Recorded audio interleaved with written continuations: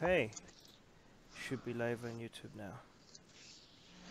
I think we're live on YouTube. And if you guys on YouTube could tell us how the audio is. I'm watching. How's the audio? I see Beach is there. I see Renzo's Renzo, there. Godless Heathen. Beach, Mars. There Ali we are. there. You're there. I can hear the... Can you hear us? How's the audio, everyone? Yeah, I can... What's up? Mars is saying, what's up, Ali? Looks good. Greetings all from Beach. Renzo is saying, I won't be around during the stream since I have to go to bed in half an hour, so I post my question right now. Okay, so just make sure we read his questions then. Guys, somebody tell us, how's the audio? Are you guys happy with the audio? Oh, good. Okay, Mike is saying it's good. Perfect. Echo. And here, all right. Armin, too quiet again. No, I'm not quiet. Am I too quiet? Is my audio low? I think it feels a little low compared to me. Maybe let me turn down my instead. What are you guys talking about? I made sure this time. Here. Make sure mine... Oh, my microphone's actually at a higher level, so... Here, I think that would be better. Oh, shit, mine... Okay, I see. I thought I fixed this. Okay, now I fixed my audio. My audio is... Alright, guys. Audio good? Audio should be good now. Alright, why am I not seeing the latest messages on here? Alright. Hello. Okay, Ali, what the hell are we talking about today? Well, we are talking about the title of the podcast is From Christchurch to Yemen When Muslims Are Targeted. Okay. All right, start the show. Oh, am I still booming, Razib? Now? I turned it down. Can you tell me if I'm still booming really quickly, Razib? What are you talking about? You're fine. You're fine. Just start. Am I fine? Yeah, you're fine. Okay. All right. Welcome, everybody, to another episode of Secular Jihadists for a Muslim Enlightenment. My name is Ali Rizvi, and with me is Armin Navabi. Armin, hello. Welcome back. Hi. And I'm saying welcome back to Armin because Armin just came back from a trip to the Holy Land. Armin went to Israel. He went to Palestine. He went to the West Bank. He went to Al-Aqsa Mosque. He went to the church where Christ was allegedly crucified. Allegedly. He was baptized. You were baptized, right? This is a teaser, by the way. We're not going to talk about this too much right now. I wasn't just baptized. I did all three. I got baptized in the river where Jesus was allegedly baptized. I went to did the Sunni prayer and got the wuzu, the Sunni version of the wuzu, because I only knew the Shia one. I also did that. I forgot what it's called. The black ribbon around your arm and the cube on your head and the one next to your heart with the Jewish one. I did everything. I tried everything out. Yeah. Yeah, that sounds like a lot of fun. Anyway, so you did that. You went to Ramallah. You went to so. Anyway, we're gonna have a separate live stream where we're gonna talk about his experience. You guys might have seen some of the photos online. Razib is saying nice photos with the IDF soldiers. Yeah, it was good. Yeah, but that was a little bit embarrassing because I noticed I had the hover. What do you call it? The hover hand? You had the hover hand. Hover hand. Yeah, my God. I saw that. That was I noticed that. I was like, Armin. I should have just went right for it. Like that's so. It's fine. Next time. It's a little hard nowadays. Yeah. I know. So actually, first of all, in my defense, the girls had guns, and also in the Me Too era, you don't know what's allowed and what's not allowed anymore. What's going to happen? Yeah. Okay. Yeah. So, and especially in the Holy Land. So there's anyway, so we're gonna do another live stream on that soon, and because I know I wanted to. We've been talking about it for the last half hour off the air, and it's just incredible. And he went there with a previous guest on our podcast, who was the genetically modified skeptic, Drew. Yeah. And I saw some of the footage, and it's like it just looks fucking incredible. So I can't wait for this stuff to come out. I don't think anybody has done this, like an ex-Muslim atheist and an ex-Christian atheist going into the Holy Land and basically getting into everything, every mosque, every church, just talking to people from across the spectrum. So consider that a teaser for a conversation, and all the footage is going to come next. Anyway, so today we're going to talk about something that's relevant at the time that we're recording this podcast, right? So what recently happened in New Zealand was there was an absolutely horrific terrorist attack that was in a mosque in Christchurch. So Christchurch, I think, has overall 3 mosques, and this gunman basically went into one of the mosques during Friday prayer time when it was super crowded, and just went like a video game, put a GoPro type camera on his head or wherever he put it, and you just saw he just went and he made a 16-minute video of just shooting down people indiscriminately inside the mosque, including children. There was a 3-year-old who was killed, a 4-year-old, members of the same family. It was just, the whole thing was just horrendous. And he also published a manifesto that is all over the place and confusing. So we wanted to talk about that and just reacting to that, because there's a lot of discussion that started coming up after that. And we want to get into it, especially with the ex-Muslim community, as you know, since we're critics of religion, we're critics of Islam. So how does that fit in? How do we deal with this? How do we talk about it? Obviously, we're as horrified as anybody else. I don't know anybody who isn't. Absolutely. I know, actually. We saw a whole bunch of people. Again, this is something that a lot of people might not want to talk about.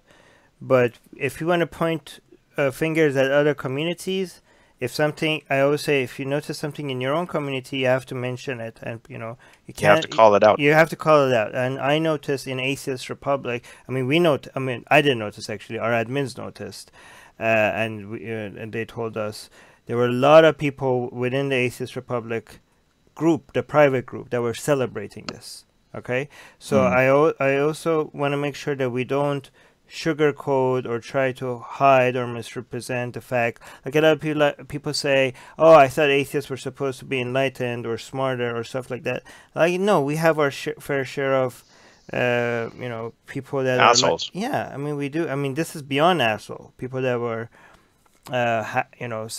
supporting this act of violence. And the fact that it wasn't just 1 or 2 people. Our admins were really busy trying to clean that mess up. I mean, again, this is in the private group, which is a lot more restrictions on what you can post, and compared to our public page, right? We do have our public page where almost everything is allowed. But I mean, the fact that they had a whole day trying to remove all these posts shows that we had a lot of people within our community that sympathize with the shooter. And we have to, again, every time pointing these out is important, because I don't want our communities to become tribal. We have to see. I don't want us to get this sense of, we are get the sense that we are our communities are immune from radicalism or people with radical violent views. So people have to see these things just so that you don't get that sense of false security. You have to clean up your own community before you point out to other communities. And by clean up, I don't mean go on. No, I was gonna say, did you see the video? Oh yeah, and I know a lot of people say they didn't watch it, but I get it if you don't want to watch it. But I don't agree with people that say nobody should watch it. I watch a lot of ISIS videos as well, and I mean, I don't recommend it to people that can't handle it. But to me, it's important to see how much evil people are capable of, just so that you get a sense of what you're dealing with. And I think it's important to. I watched the video as well. I also read the full manifesto. And I know that he tried to cover a lot of his stuff up with shit posting and everything, but you could tell the parts where he was being sarcastic and where he was being sincere.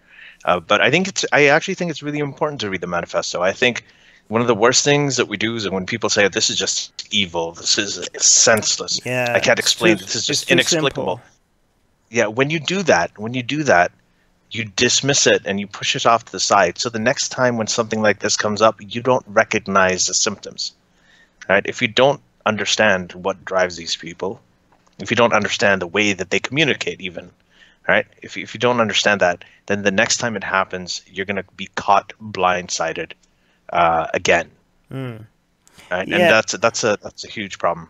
So I actually think it's very important. I don't think it's necessary for everybody to watch the video, but I think people should read the manifesto. And this idea that, okay, if you read the manifesto, that's what the killer wanted. Yeah, that's what he wanted. And the people who want to read it and who want to be inspired by it are going to read it anyway. It's important that the people that we provide a counter narrative, and we can't do that unless we're reading the same shit that they read, that they're reading. Yeah, a lot of people want to simplify evil acts. Evil is never simple. There's just because you think that there's nuance to how evil, manifests itself, doesn't mean that you're excusing it. Explaining evil does not mean that you're excusing evil. And a lot of people simplify it and just, they're just like, oh, all evil, all violence is bad, which it is. I condemn it. Why not just call like they just try to put it in one box of, hey, box of evil, just call it evil, and just it's very simple. But the way that acts of evil happen, there's a lot more. If you start digging into it, you see that there's different people get to it in many different ways. And if you don't try to understand how people get to it, you're not going to be very well equipped in trying to address the problem or even reducing the problem. Again, it's really yeah, go on. No, I was saying that at this point there's this weird sense of loneliness being in the position that I guess we've been in, including me and Armin, where we've always called whenever an Islamic terrorist attack happened, we've always gone out and said, yes, this is we should not ignore the Islamic ideology or the doctrinal aspects of Islam that drive this, right?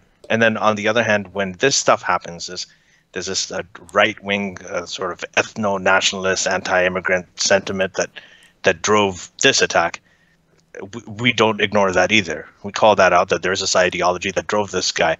But the way that things are politicized is that on the left, they love to immediately say, yeah, right-wing ideology is responsible for this, but they completely make excuses for when Islamic terrorism happens because of Islamic doctrine. On the other hand, on the right, they love to point out when Islamic doctrine causes or drives Islamic terrorism, but they will completely go into denial. And they are. Like a lot of people on the right, they're just completely in denial about it. They're like, no, this wasn't really about ethno-nationalism. This is not about anti-immigration sentiment. It's all over. The parts in his manifesto that are clear, right, are exactly about that. It's about his disillusionment with white genocide. It's about his wanting to have like a white, and he's talking about Australia, like people coming in to colonize Australia, even though Australia, it was the Europeans who came to Australia to I mean, he doesn't have any sense of a colonial history, but I mean, it's not like I have high expectations, but so I feel like we have been, with Armin and I, if you've been listening to us, I feel like we've been consistent, calling out both sides on this actually pretty fairly, and talking about the connection of beliefs and behavior on both sides. Right. I mean, the other stuff. Yeah. What do you say to people that say that this story is getting undeserved attention? Again, I'm just saying, giving you devil's advocate here.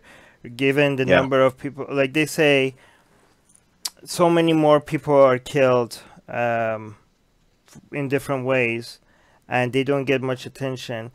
But when it happens in Western countries, in both sides, right? So, for example, when Muslims kill non-Muslims, Sudan.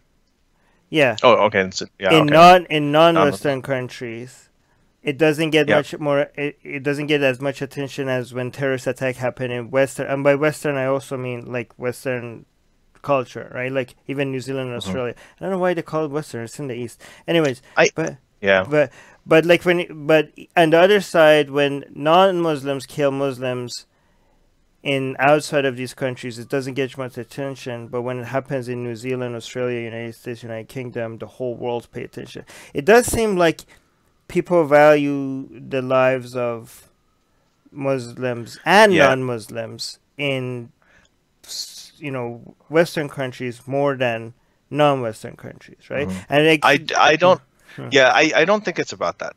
So this is what I think. And we have a patron question. Vince Audamori is asking, why is the MSM silent on Fulani jihadists who've racked up a death toll of over 120 Christians over the past 3 weeks? So, by the way, we weren't silent about it. We reported this on Atheist Republic. On Atheist Republic. And by the way, that report also has... there are errors in some of the reporting that has come out on that. A lot of the mainstream places have had trouble. I mean, they're not talking about... Anyway, it's a problematic story. But yeah, overall, there are many Christians who've been killed. So here's the issue. That is whataboutism. That's the same. It's very similar to saying that, once... And I'll get to the numbers as well. But it's very similar to whenever... I don't agree that it's whataboutism, but go on. I think... so I'll tell you why I think it's whataboutism. Whenever you have Islamic terror attacks, you also have the Islamic apologists and the leftists saying, look, the Christians do this. Look at all the Muslims being killed in Myanmar. Look at all the Muslims being killed in China. Look at all the Muslims being killed in Yemen and all that. So they'll point to that as well, right? Gaza, for instance. So in that way, I think it's whataboutism. So here's what I don't think it's about whether it's non-Muslim or Muslim or whether it's white or brown people being killed. It's about the location. Exactly. That's why the example I gave was not like, oh, Muslims are being killed. What about non-Muslim? No, the examples on both sides, right? So again, no, but on both sides is location based. It has nothing to do with whether the victims are Muslim or non-Muslim. It's based on what the location of the attack is. That's the bias. The bias is not who the victim is. The bias is where did this happen. Okay, so I'll tell you why it's not a matter of that those lives are worth less than these lives. It's a matter more of the fact that in Western countries, right? Let me give you an analogy. A guy breaks into the Pentagon and shoots 2 people dead, right? Another guy goes into Somalia in some rural area, war-ridden area, and he shoots 20 people dead, right, for the same cause. The one in the Pentagon is going to be, those lives are all worth the same, yes, but the one in the Pentagon will be more newsworthy. Why? Because the Pentagon has an established security system, right, that has been breached, which is much more serious. So in Western countries, okay, whether they're culturally, legally, social, politically, right, there is a system in place. There's a sophisticated system in place, right, that has been constructed. Hold on, that's been constructed to protect human lives. When that is breached, it's a lot more newsworthy than when this kind of thing happens in a war zone. Now, it's not that it's more important or it's less important, but it is more newsworthy. Yeah, but it's not fair to the victims. Again, two points. First, it's not fair to the victims, but it is more newsworthy. Like it is. I would be more concerned, right, if things like this are happening in Somalia. I think that sucks. It's horrendous. It's tragic, and I wish that if there's something we can do to help fix that, I'm all for it. But if something like that happens in Toronto, I would be a lot more worried, even if the death toll was a lot less. Well, because no, that's not a fair example, because you're in Toronto. Obviously, you're going to be more. But why would you? I live in the Western world too, right? So yeah, but I'd be much more worried about it. Yeah, but I don't know. I'm more worried about Yemen than I'm about New Zealand. Again, it's not whataboutism, because you're not saying, okay, if this is whataboutism. Whataboutism is if you said, let's say, for example, thousands of Muslims are being killed in Yemen, right? If you said that we shouldn't pay attention to New Zealand because people are not paying attention to Muslims being killed in Yemen, that is whataboutism. But if you say, okay, we should pay attention to New Zealand terror attack, but we should also pay attention to the Yemeni Muslims being killed, that is not whataboutism. Because whataboutism is excusing one mistake because of another mistake. But you're also diluting something that has happened at the moment. You're diluting it. No, you're not diluting it. You are saying that, okay, these people died. It's a tragedy, and there's nothing you can do to bring these people back to life. But if you are sad about the fact that these people died, there are people that are going to die tomorrow that maybe your voice could make a difference. So the fact that you feel sad about these 50, how many, 50 now, 55? How many is the latest number? I don't know. Yeah, I think I last I heard was 52, but I could 52. But if you think that these 52 people did not deserve to die, and you're upset about it, there's more than you can do than just being upset about it. Because there are other people that are being killed that you could do something about. That's why you talk about Muslims dying in Yemen.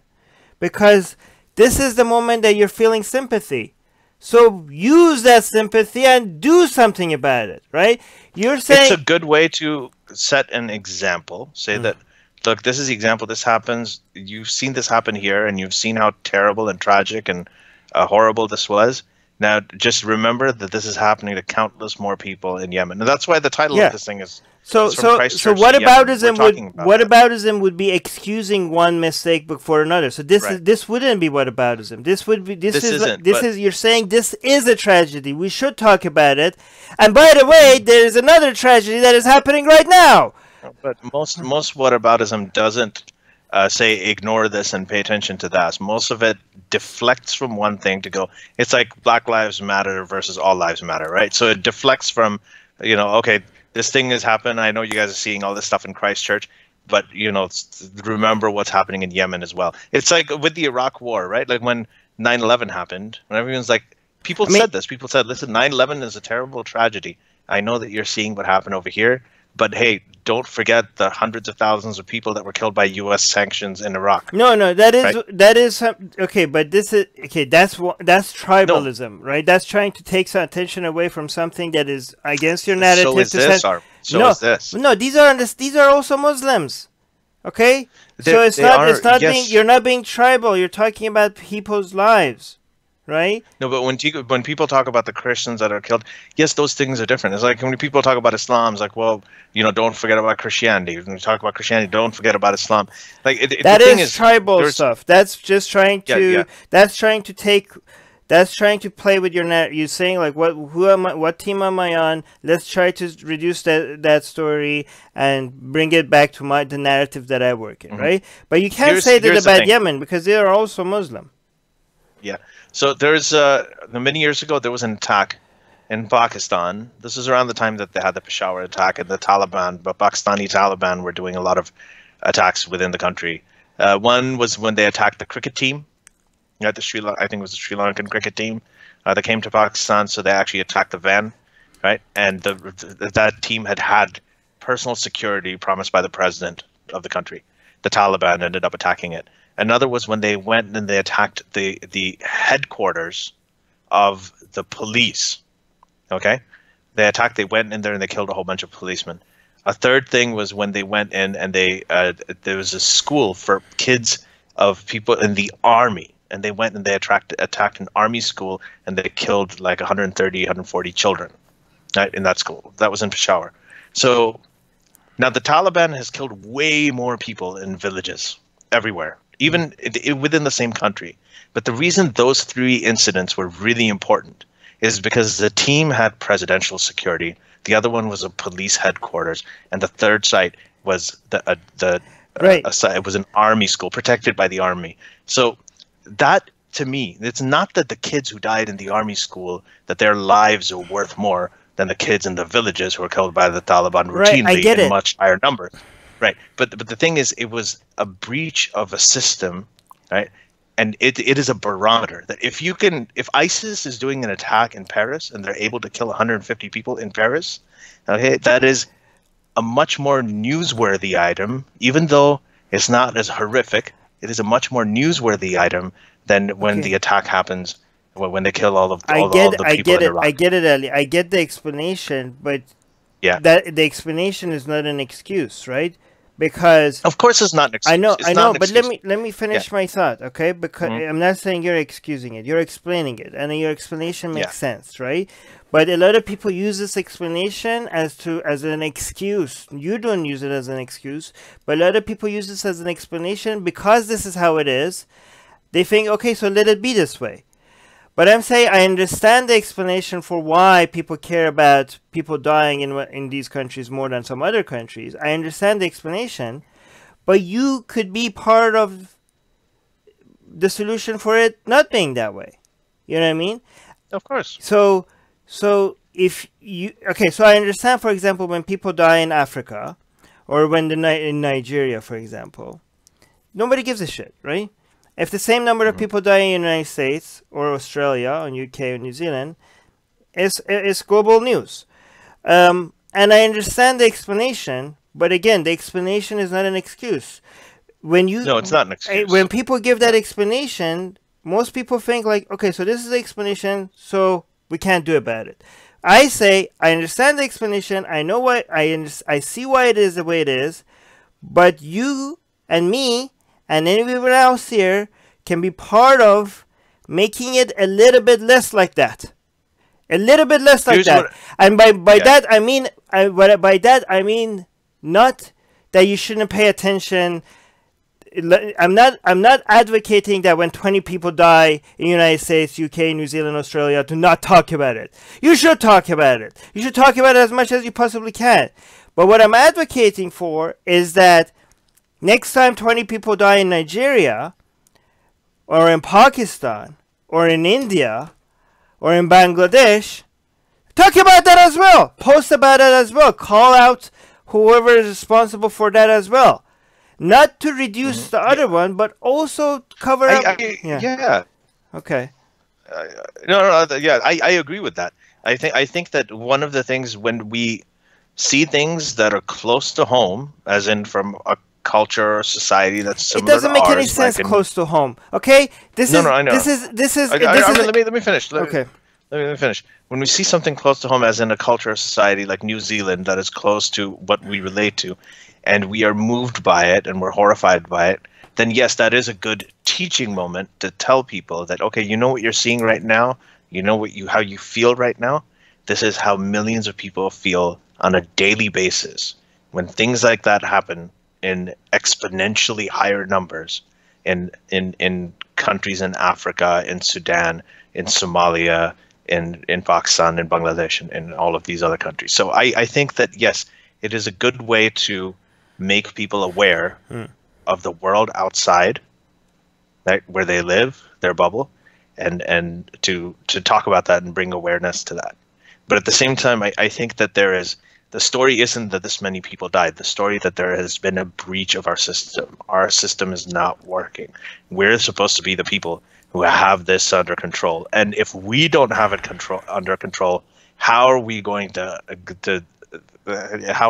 control what's happening over there? Yeah, but we would never want to. Okay, but here's the thing: like, we are trying to not lose the security that we have, but at the meantime, we don't give a shit about the people that don't have that level of security at all.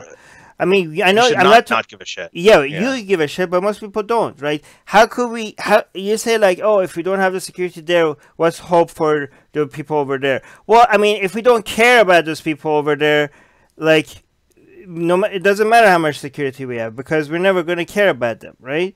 And again, this has nothing to do with proximity, because New Zealand is all over. Like, it's about people. This is a bit tribal, right? I mean, even Muslim lives matter more if they're in the right countries, apparently, right? I mean, so it doesn't. Yeah, go on. Oh, no, finish what you're saying. And again, this is not a Muslim or non-Muslim thing, because if the other side as well, like the Orlando, for example, shooting when the Muslim guy went and killed a whole bunch of gay people, that gets a lot more attention than when Al-Shabaab goes and kills a whole bunch of people in Africa, right? It's not about whether the victims are Muslims or non-Muslim. It's about the location. The location makes people care about something. And again, this is not the Western world. This is a thing is people are guilty of on a global scale. Like, for example, it's not about the Western world not caring about the non-Western world. Even in like Egypt or in many Arab countries, they were talking about Cordova and Spain, more than Yemen, their fellow Arabs, their fellow Muslims. Even they are obsessed with stories in Western countries more than stuff in Arab countries or in other So this is something everybody's guilty of. I just don't know. We're gonna get to. Yeah. Go ahead. No, that's. By the way, I do want to mention that the people that are trying to use these as to score points, like, okay, so there are the people that see these tragedies and they just try to say, okay, what the fuck? How could we?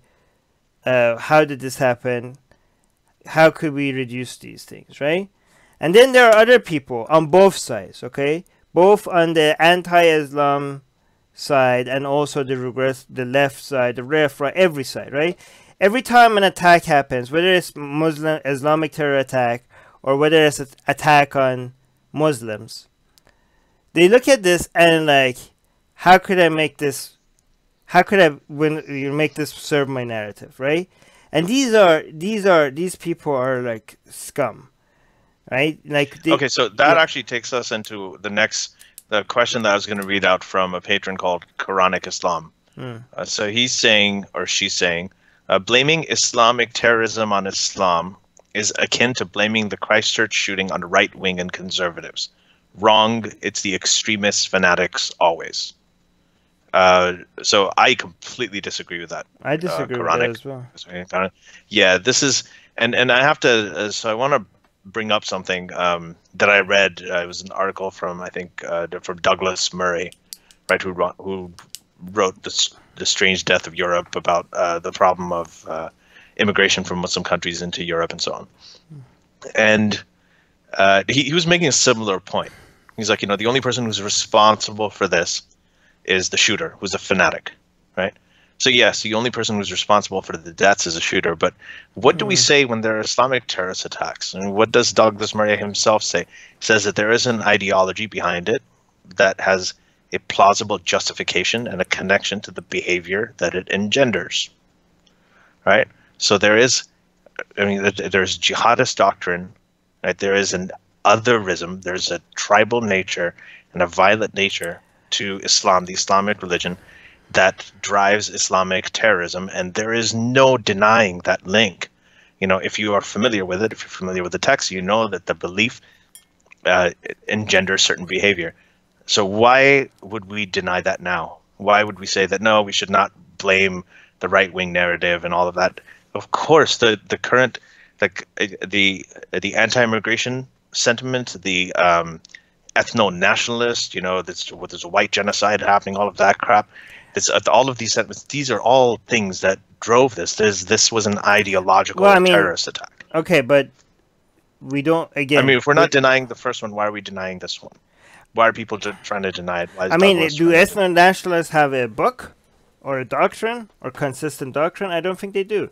Islam does. There's nothing within... The book of... Yeah, it does, but the narrative, like the ideology that drives it, right? The fact that, we need to... And it ranges, right? Even with Muslims, right? They have a range of beliefs in terms of how we should deal with the non-believers. No, right? We're talking... Okay, we have to be very clear. Are we talking about Muslims or are we talking about Islam, right? If we're talking about Muslims and ethno-nationalists, there's nothing consistent within them. Muslims are very different from each other. Ethno-nationalists are very different from each other, okay? Mm-hmm. Islam is one thing, okay? Islam is this Quran, right?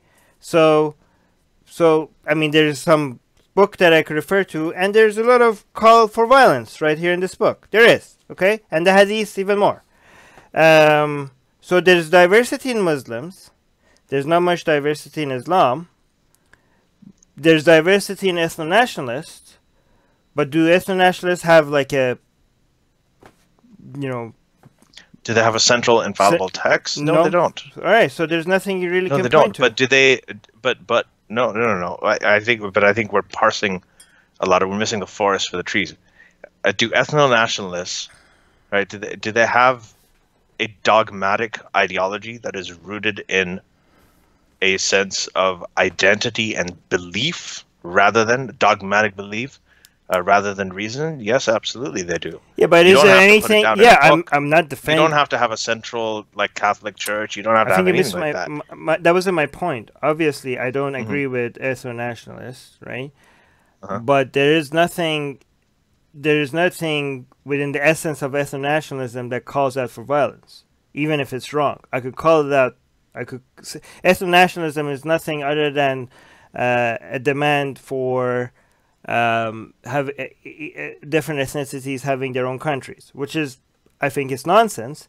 But there is no within. No, ethno-nationalism isn't just that, though. Ethno-nationalism, there is a level let of me ethno-nationalism. let me finish my point though. So maybe I'm wrong, and you can correct me. I'm right, right? But there's nothing necessarily within that it actually calls for violence, right? But Islam, there is something within the essence of Islam that calls for violence. That directly calls for violence? Yes. Okay, that's right. Okay, but ethno-nationalism isn't just something that isn't just like you've got the modern sort of revisionist, or I guess ethno-nationalist reform, the reform version of it, that just talks about, hey, we just want white people to have their own thing. We want black people to have their own, the Richard Spencer view, right? That's one view. Okay, and that's a more sort of modern, more recent view. But the original ethno-nationalists, the ones who are, I mean, Robert Spencer himself has been doing like the Heil Hitler sign and everything. That was based around ethnic cleansing. It was based around forcibly removing. That's okay. We have to be clear about the difference between white supremacy and ethno-nationalism. So we've talked about this before, and I think that the line is very, very blurred. I think that if you believe in segregation, if you feel like all the other races should be separate or all the other ethnicities should be separate from you, you inherently think that your race is superior. No. I mean, okay, so I think there's a huge, they share a lot of people with each other, but their definition is completely different. And again, both of them are completely wrong. I think all white supremacists are ethno-nationalists, but not all ethno-nationalists are white supremacists. I think that that's what they say. No, okay. I mean by definition. By definition. To me, it's like intelligent design and creationism. People who are intelligent design, like, this isn't creationism, this is intelligent design. It's a theory. It doesn't have anything to do with God creating everything. It's just a matter of a higher intelligence. Yeah, but what you're describing is two names for the same thing. These are completely different definitions. I personally, like, from everything that I've seen and all of the arguments that I've seen, I know that theoretically, if you talk to white nationalists, right, they will sit there and they will say that, I don't have, I mean, you know how we say that Islam, we're against Islam, we're not against Muslims, right? And we actually mean it, right? Because we've got Muslim family friends. Geert Wilders says the same thing. He says, oh, no, I'm not against Muslims, I'm against Islam. But there are people who use that. And one more example about this, like anti-Semitism.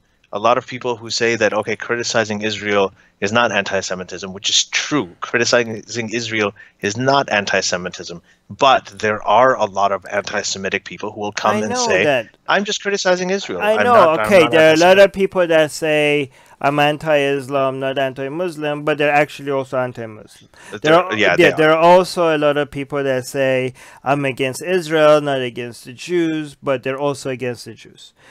But there are also a lot of people that are actually against Islam but not against Muslim, okay? So, I mean, again, both ethno-nationalists and white supremacists, they're both dead wrong. And I know there are some people that say they're ethno-nationalists and not white supremacists, but they're lying. They are actually white supremacists. But there are also examples of people that are actually ethno-nationalists. And not white supremacists. Not white supremacists. There are. I just haven't found any. I'm sure I met a lot of them. There has to be somebody. And I'm not defending them because they're both wrong. Okay. Again, for the people that haven't heard our last episode, I just like really quickly tell you the difference.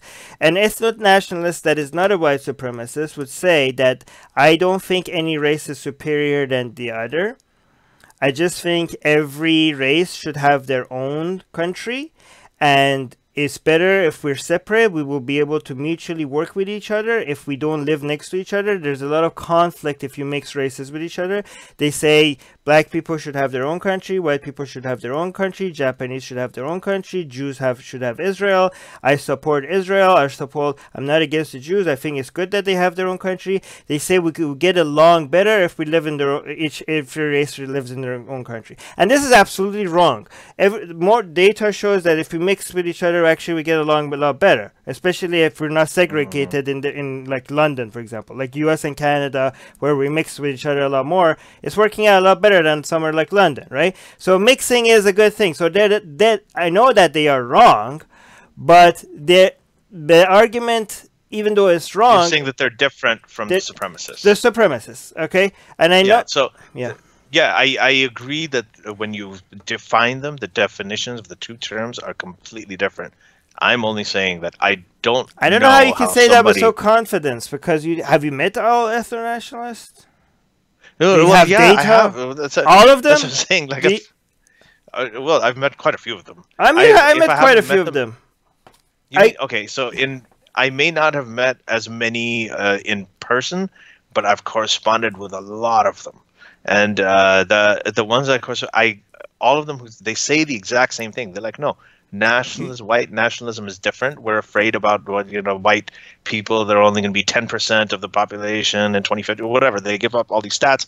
We're not against all of the other races. We just want our own thing. We want to preserve it. But I am not convinced that any of those people hold that belief. I don't know how you can say that. I don't know. Can you read minds? I don't understand how you're so confident about this. I agree with you that a lot of them are bullshitting, that they're actually white supremacists. But I'm not saying you can say that about all of them. Intelligent design people who swear they're not creationists, and I can't read their minds either. It's just that I have my own way of. But you can't say that you're overgeneralizing a whole bunch of people based on the experience that you have with some of them. Again, okay, I disagree with you on this. I feel like people can use theoretical dialogue to manipulate people, and I just don't like falling for it. There is somebody who pointed out that I said Robert Spencer instead of Richard Spencer, so my apologies to Robert Spencer. He's going to really like that. Anyway, Robert Spencer is very different from Richard Spencer. Robert is shorter and has a beard. Anyway, let's go on. And so by the way, I really think what you're doing is a little bit dangerous, because this is how you lose people, right? Because if we do actually have ethno-nationalists that are not white supremacists, I think we can win them back, right? If you just dismiss, let's say if you're wrong, okay? Let's say that you're right about some ethno-nationalists that are actually white supremacists, that they're just bullshitting us. But what if half of them are actually the kind of people that I'm saying, and we're just telling them like, no, you're all just a bunch of fucking racist loons. Oh no, we're not telling them that. I don't think that you have lost people because they're white supremacists. I mean, we've had, but they're but they're more far gone. If than somebody that is an ethno-nationalist, but another white. I don't think they are. I think you understand, if you accept what people are telling you about what they believe in, instead of telling them, no, I know what you believe in more than what you're telling me. I think if you actually listen to them and be like, okay, now I see what you're saying, but this is why you're still wrong, even if you're not a white supremacist, I think there's a better chance that you could win them over than if you just tell them like, no, you're telling me you believe in this, but I'm telling you that you're lying to me. No, I would never tell them. Armin, you know how I talk to people. I'm like, I get called regressive because of it. But the way that I'm not as firebrand. I'm talking to you about this discussion. We're not talking about a specific person, but I think that if I talk to an ethno-national, and I've done this, I've corresponded with them, and I've asked them questions, and I've had them come to the conclusion. I'm like, okay, so you think this, you think this. So how is this different from thinking that your race, because it has to be preserved? Why do you think it's better? Eventually, it comes down to that. If you point out to them, hey, what you're thinking is there isn't really much difference between what you're saying, what the white supremacist is saying, then I think that's also a way to bring them back, to alert them to, what they're talking about, even though it sounds very, very rational in theory, right? That it's really not that much different. When you tell people that you're telling me this, but I don't believe you, I really think this about what you're saying, it sounds to me like the Muslims that come to me and say like, oh, Armin, you say that you left Islam because of this, but I know it's because you wanted to sin. You know, and I'm like, no, that's not true. And they're like, no, I have figured you out more than you're saying this. No, I welcome that opportunity. I like it when people say that to me, and I like talking. Listen, you know, for the longest time, we have been, and this is another problem I had with the Douglas Murray article. For the longest time, we've been talking about not just, you know, he's saying that we shouldn't blame all of the conservative dialogue and the right wing, you know, the people for, you know, this one attack because this is violent. But for the longest time, we've been talking about how moderate Muslims and not just Muslims, but moderate religious people often cover up for the fundamentalist versions of the faith, right? Right. Whether it's Christianity, whether it's, I mean, the Sam Harris has a whole thing on this in his book, his earlier books about how moderates end up covering for fundamentalist theology, and they do that because the rhetoric matters, right? When you're talking about the same kind of principles, then it matters. Like, another example in the Quran, in Surah 5, 72 and 73, the verses 72 and 73, it talks about how all Christians are blasphemers. Anybody who believes Jesus is the Son of God, anybody who believes in the Trinity is a blasphemer, is a disbeliever. It doesn't say to kill them, right? But that rhetoric is used as an excuse to persecute Christians. Because if God doesn't like them, then they must be stumped.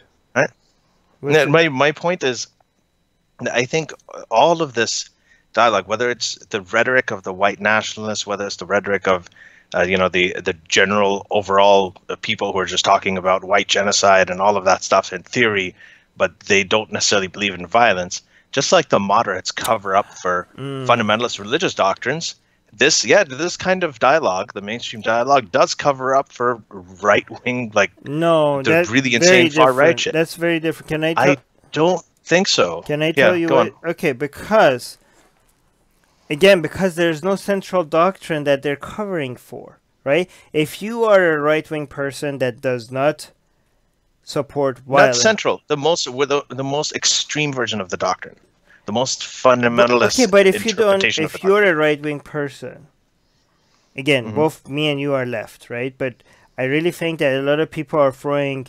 A lot of the right-wing people, they're just throwing them into the same category as these far-right extremists, right?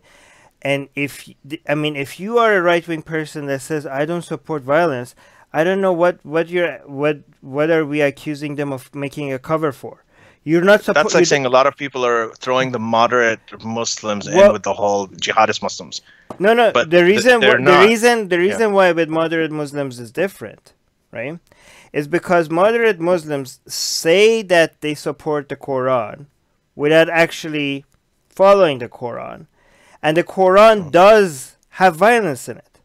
Okay? Right, for somebody that says I'm right-wing and I don't support violence and I don't support these alt-right loonies, what are they making? What kind of a text or doctrine that calls out for violence are they creating a cover for?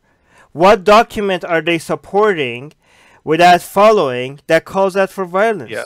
They're not. If you look at, so here's the thing. If you want to get into the specifics of a textual doctrine, that you have to have a textual doctrine that is codified on paper, right? Then you're right, okay? But what we're talking about, when we talk about the most fundamentalist form of Islam, we're talking about like the pure adherence to the most literal version of the ideology. Then we're talking about like the jihadists and so on who commit the violence. The equivalent for that on the right wing would be someone who believes in ethnic cleansing, the whole Hitler Nazi thing. You know, the people who really went for Mein Kampf. You have to be that and extreme. were inspired by it. Right. Okay.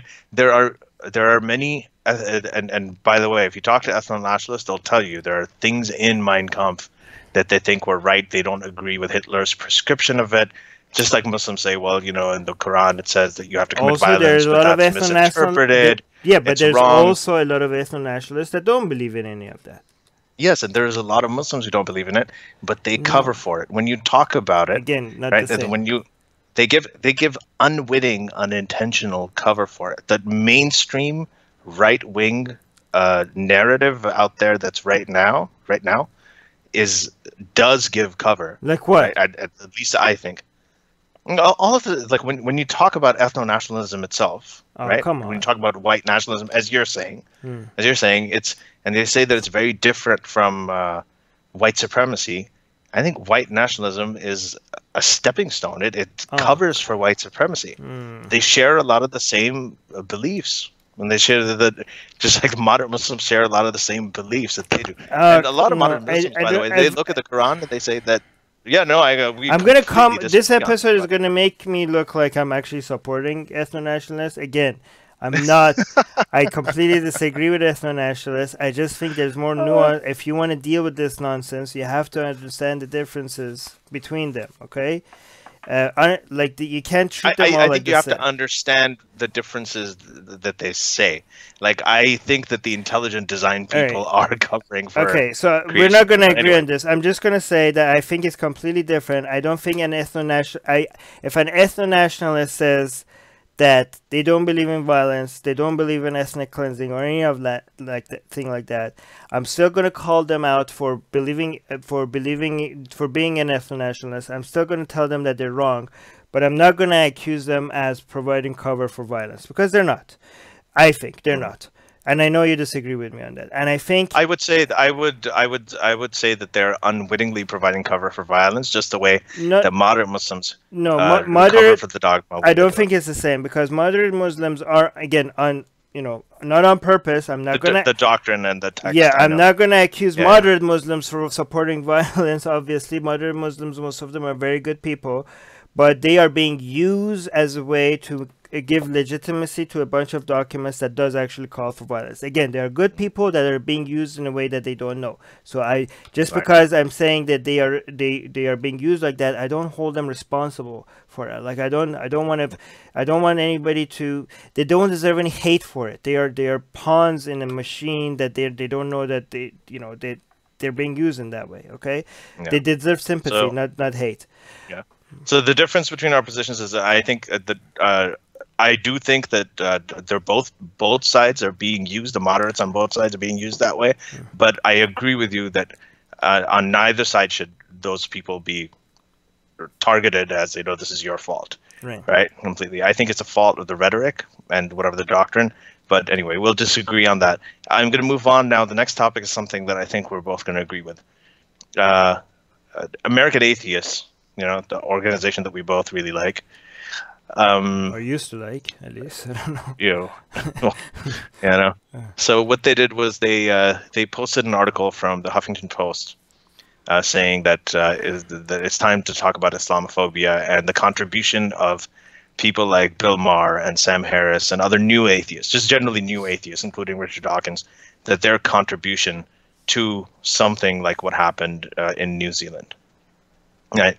So there's a blame going on for critics of Islam, right? Legitimate critics of Islam, or new atheists who are actually critics of everything. I mean, people forget that one of Sam Harris's books is called Letter to a Christian Nation, and he has absolutely skewered Christianity in that as well. So there is the same thing with Richard Dawkins, the God Delusion. Most of it really is about Christianity and Judaism, because that's what he knows. So in any case, they've said that it also, in the movie Religulous, Bill Maher, it was mainly focused on Christianity and Judaism. There's very little Islam in it. So they're saying that basically their criticism of Islam is somehow linked to what happened in New Zealand, and obviously a lot of ex-Muslims are getting this too. So Armin, I'll let you comment first. I have something to say on this as well. I mean, I'm trying to bring on Sarah Hader's tweet on this, because she had a good response to it, but it's not loading. But it's obviously. Oh yeah, she said she basically said so. American atheists, if you're saying this, then aren't you? And then that was an excellent response. She said that then are you going to blame? What about all of the Christianophobia that you guys have caused by criticizing Christianity? Like all of the Christians who've been killed in all of these Muslim countries, did you cause that? Yeah, it's such a pathetic knee-jerk reaction. I mean, well, how is that different from saying to Muslims that they're responsible for all the terror attacks in the world. Isn't that the same thing? Like, oh, because Muslims, me and you are very much against Islam, but we would never go as far as saying that, hey, all Muslims in the world, because you support this book that is responsible for all these terror attacks, then you're all to be blamed. We wouldn't say anything like that to even to the imams or even to the people that teach Islam. We wouldn't blame them for all these Islamic attacks. We will call out Islam and we will criticize them. We think why it's wrong, but we would never, cast such a wide net of blaming people just because they. So here's the thing.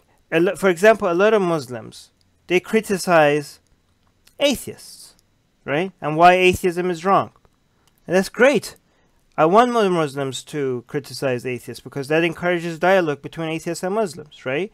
A lot of Muslims criticize Christianity and they point out why Christianity is nonsense, according to their Islamic view. And that's also great. I want Christians and Muslims to have debates and dialogue with each other. Imagine if all of a sudden there was an attack on... you don't have to imagine, it happens all the time. You don't have to imagine it happens, they're killed every day. Yeah, when imagine if when an attack when Muslims attack Christians, for example, in Nigeria, right? If we go and say like all those criticizing of when Muslims criticize Christianity as a religion that is nonsense, that doesn't make sense. Like when Muslims laugh at Christians, how could God have a child? How nonsensical is that? Imagine if we go to Muslim, like all these, every time you criticize Christianity, you're responsible. Just disagree with it. Yeah. Even if they just disagree with Christianity. Yeah. And we tell Muslims that you shouldn't have criticized Christianity because now you're responsible for all this hate against Christians, and now Muslims are killing Christians because of your narrative. How dumb would that be if we said something like that? How dumb would that be? Or I don't know. Yeah, it would be really stupid. Muslims have books on why atheists are wrong. Muslims have books on why there is a God and why people that think there is no God are so completely wrong. Should we go to the author of that book that is telling us why atheists are wrong and tell them that they're responsible for the killing of atheists in Islamic countries because they're building they're creating a narrative that makes people hate atheists? That would be so stupid. I don't know. Yeah, idiotic. Yeah. I've also one of the things that I've been saying, this argument is I've been bringing up how Noam Chomsky, right, is a very big critic of U.S. foreign policy. That's been his entire career, right? And a lot of those criticisms have been very, very legitimate, especially in his earlier days. He was pretty much right on the money. So Noam Chomsky criticizes U.S. foreign policy. Osama bin Laden quoted Noam Chomsky. He cited him in his speeches. He owned Noam Chomsky's books. Okay, he said some of the same things that Noam Chomsky said. And Noam Chomsky said that the U.S. is the greatest terrorist in the world. Osama bin Laden said the same thing. Okay, now when Al Qaeda goes out and kills, loads of Americans, right, because they say they have a problem with U.S. foreign policy, does that mean that Noam Chomsky does that mean his criticisms of U.S. foreign policy were illegitimate? Does that mean that he should stop criticizing them? Does that mean that he is responsible for the terrorist attacks against Americans, killing by Al Qaeda? No, it would be completely ridiculous. Right. Right. By the way, people should not be. Yeah. Go ahead. Sorry, finish it. No, that's it. That's what I'm trying to say. Just to tell you how ridiculous this has become, people are blaming from all the people that they could blame for all the attack in New Zealand. Dan Arrow and Steve Shives, is that his name? Yeah, Steve Shives. They're blaming Steph Andrews for encouraging the attacks in New Zealand, like from one of the nicest people that you can imagine. They're saying his narrative, but also what is it? Also, there was a tweet by this Nice Mango Twitter account that also blamed me for encouraging the New Zealand attacks. But that account's going to blame everybody. So yeah, that account. Including. But so this is a so you know this is obviously something that we've seen. I think that we agree on this. We think this is ridiculous, and I don't think this should derail people from talking about these things. It's just saying because they're doing exactly the same. But again, instead of they're so lost. I don't know. I don't think it's worth our time to address them, but we should be careful to, if we call those out, we should call the people that do the same thing in our community, right? So it's easy to point at the regressive leftists and be like, wow, these guys have lost it, right? But we have to acknowledge that people on our side do this as well. Every time, so these people on the far left, again, not everyone on the left does this, hashtag not all, but they are using Muslim victims as a way to score political points, right? Mm-hmm. But people on our side do the same thing. Whenever there's an Islamic terror attack, I think there are a lot of people on our side that are kind of looking forward to these attacks because it's just an opportunity to make their point. I mean, be very, just try to notice that if you're looking forward to people dying, then it's something is really fucked up. I mean, you don't need to use people dying to make this book is going to be an idiotic, violent, barbaric book, even if there's not a single terror attack. Okay, you don't need people dying to make your point. You can make your point. You just need to read this book. Okay, and it's nonsense. It's pretty obviously nonsense. Yeah, go on. Mm-hmm. No, I was saying after this, the Christchurch attack, I think yesterday, yes, at the time of this recording yesterday, in Utrecht in Amsterdam, there was a man who got on a tram and shot 3 people and injured 5. And a lot of the same people that I guess you were talking about, Armin, who said that who was sort of in a way celebrating it, or were just really annoyed that this Christchurch attack was carried out by sort of a right-wing guy. Now, suddenly, these people were really, really hoping that guy was an Islamic terrorist. He turned out to be an Islamic terrorist, but they didn't want to hold their judgment. They were just waiting. Mm. They were really excited about it, in a way, and that is. Yeah, I think that's completely ridiculous. And the thing is actually, go on. No, I'm just saying it's really sad. I think that we should call out, and I should point out that I just said this whole Noam Chomsky analogy. It didn't help when Noam Chomsky actually went and met all the Hezbollah people, and he held hands with them and he embraced them, and he did a whole photo opportunity with them. And unfortunately, within the atheist community, Armin is talking about calling out our own. There are people who've gotten into bed who are celebrating these Christchurch attacks, like you said, and there are other people who are blaming other atheists who are or ex-Muslims who have actually lived under Islamic theocracy and who have risked their lives to escape it. They're actually blaming people like that for the New Zealand attack. But when I saw that Chelsea Clinton was blamed for it, I thought, okay, now I don't feel so bad. Did you see that, Armin? Yeah, I saw that, and that was really dumb. I mean, this is why the far left is going to destroy itself, because they're just so, it's just so stupid. I don't want to, but here's the thing. I do think a lot of people say, like, Armin, what are you talking about? And I actually, sorry, before you go on, I want to say, I am much more worried about the left destroying itself than the right destroying itself, because I consider the left to be the left will not destroy itself. The far left will destroy itself. The left will survive. The line's getting very blurry between far left and left, and far left are a minority in the left. Again, let's be fair to the left. They're a minority. They're just so crazy that they're more newsworthy than the rest of the left. That's why they get more attention. They're louder. They're louder and they're more interesting because they're so nuts. But when a tragedy does happen, it's not like that you shouldn't, people are paying attention, and I do think it's fair to the fact that people are attention to try to, mobilize something out of it to avoid to stop more people from being killed, right? But okay, so let's say a tragedy happens and people are paying attention.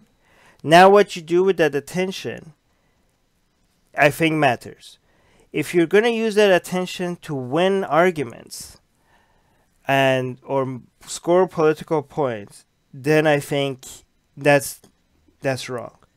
But if you're trying to use that attention to try to find a way to avoid more death, if that's your intention, maybe you're actually making the same arguments, either way. But just think about your intentions.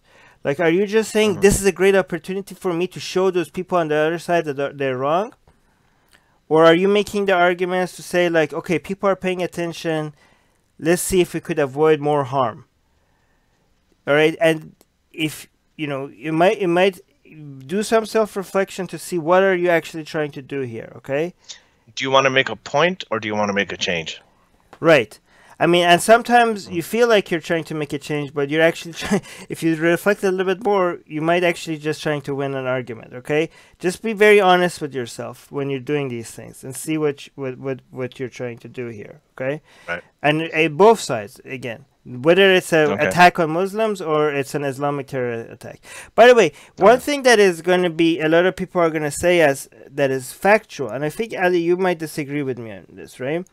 But and I think people will deny that this is a fact, and it's going, because it is actually a fact, the people with bad intentions will use this truth to gain more followers. Is this fact? There are more people dying in the name of Islam than Muslims being killed. Okay, like Islam is still on a global scale a much greater threat, than all this alt-right stuff, all of it combined. And a lot of people will think that if you say that, that's hateful, or that's, you say that's stupid, that's, missing the point. But it is the truth. It is the truth. And people try, and the thing is that if you don't acknowledge this truth, then the people that are actually anti-Muslim bigots will capitalize on the fact that you're not going to mention this truth to gain people, to gain more sympathy and followers, because they're going to be the people that have monopoly over the truth. And a lot of people will try to say this is not true by focusing only on, like, United States. They say, like, oh, in the United States, there's more terror attacks by, alt-right groups. Oh, yeah, okay, you focused on the country now. Now your arguments, now your numbers are looking in your favor. Or they focus on growth rates rather than absolute numbers, right? They say, far right terror attacks are they don't say that they're biggest ones, they say they're the fastest growing, but fastest growing from a very small number. Like if you're 0.01 going to 0.05%, that's like growing by 500%, but obviously it's very easy to grow by 500% if you're starting from a very small number. But if you look at the absolute numbers, percentage wise, Islamic terror attacks are a lot more. I mean, if you look at it from a global scale, like Islam is still the leading cause of terrorism by a huge margin. There's no denying that. So I actually don't agree with you on that. I don't disagree with you on that. I think that factually you're right. I'm not going to say something that contradicts it, but I will say something that adds to it. My opinion is that, as you said, when you talk about one country, or in the Western world, right, generally where we live, there was a time when Islamic terrorism did seem like it was the greatest threat. Not too long ago, 2014, 2015, an ISIS attack virtually every month. There were people being killed, sometimes in the hundreds, sometimes in the dozens. And it was, a really, really big thing. Since then, since around 2015, 2016, there has been a rise in this sort of the right-wing violence, right? And right-wing, or at least the talk of a lot of this right-wing rhetoric that is against certain people. So the danger over here is that it is in danger of gaining power. So in the Austrian elections from a couple of years ago, the party that was founded by the Nazis got up to 46% of the vote. It lost, but it didn't lose by much. You know, Marine Le Pen became a very... But that's a different point. Had a realistic... It's a different point. That's what I'm saying. It's an additional point. It became an addition. So I think that is something, the rise of this far-right authoritarian ethno-nationalistic populism is something that I like to pay attention to a lot. Didn't say... okay, but that's...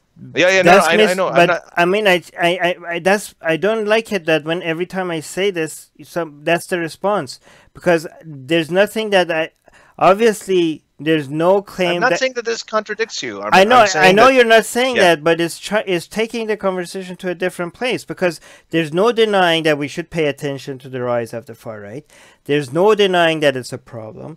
There's no denying that it's growing. There's no denying. No, I'm saying I'm actually this is where I'll talk about where it's different, is that I think in that context of them having power in the Western world, I think it is a more serious threat, because Islam is not currently within striking distance of having power in the Western world or overturning the Western world or bringing it down. You're too Western focused. I mean, I see. You know, because yes, I am, because I think that people who have.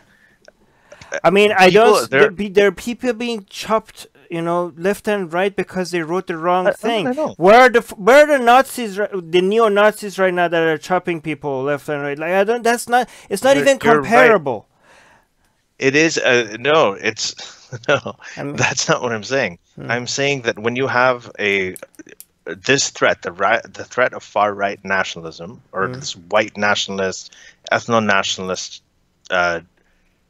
doctrine, right? That is rising, the populism that is rising in Europe and the US and in Western countries.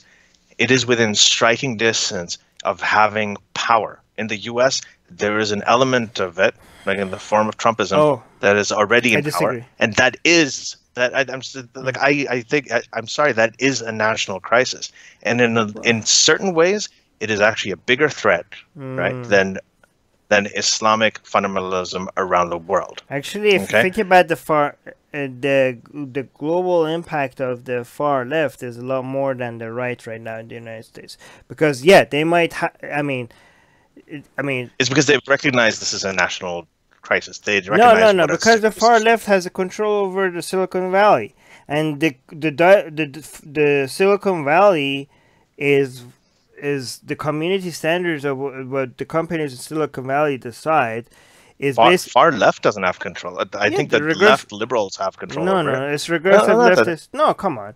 I mean, Twitter, YouTube, Facebook, the way that they are very biased. And they are very much influencing dialogue. They helped get Trump elected. They're the vehicles for the far right to rise to power. Can I say something? Not intentionally. Okay, what they're doing intentionally matters to me more than what they're doing unintentionally. And what they're doing intentionally is that they are policing speech. And they have their own political agenda, ideology, and they are very clearly influenced. Their political ideology is very clearly influencing their community standards.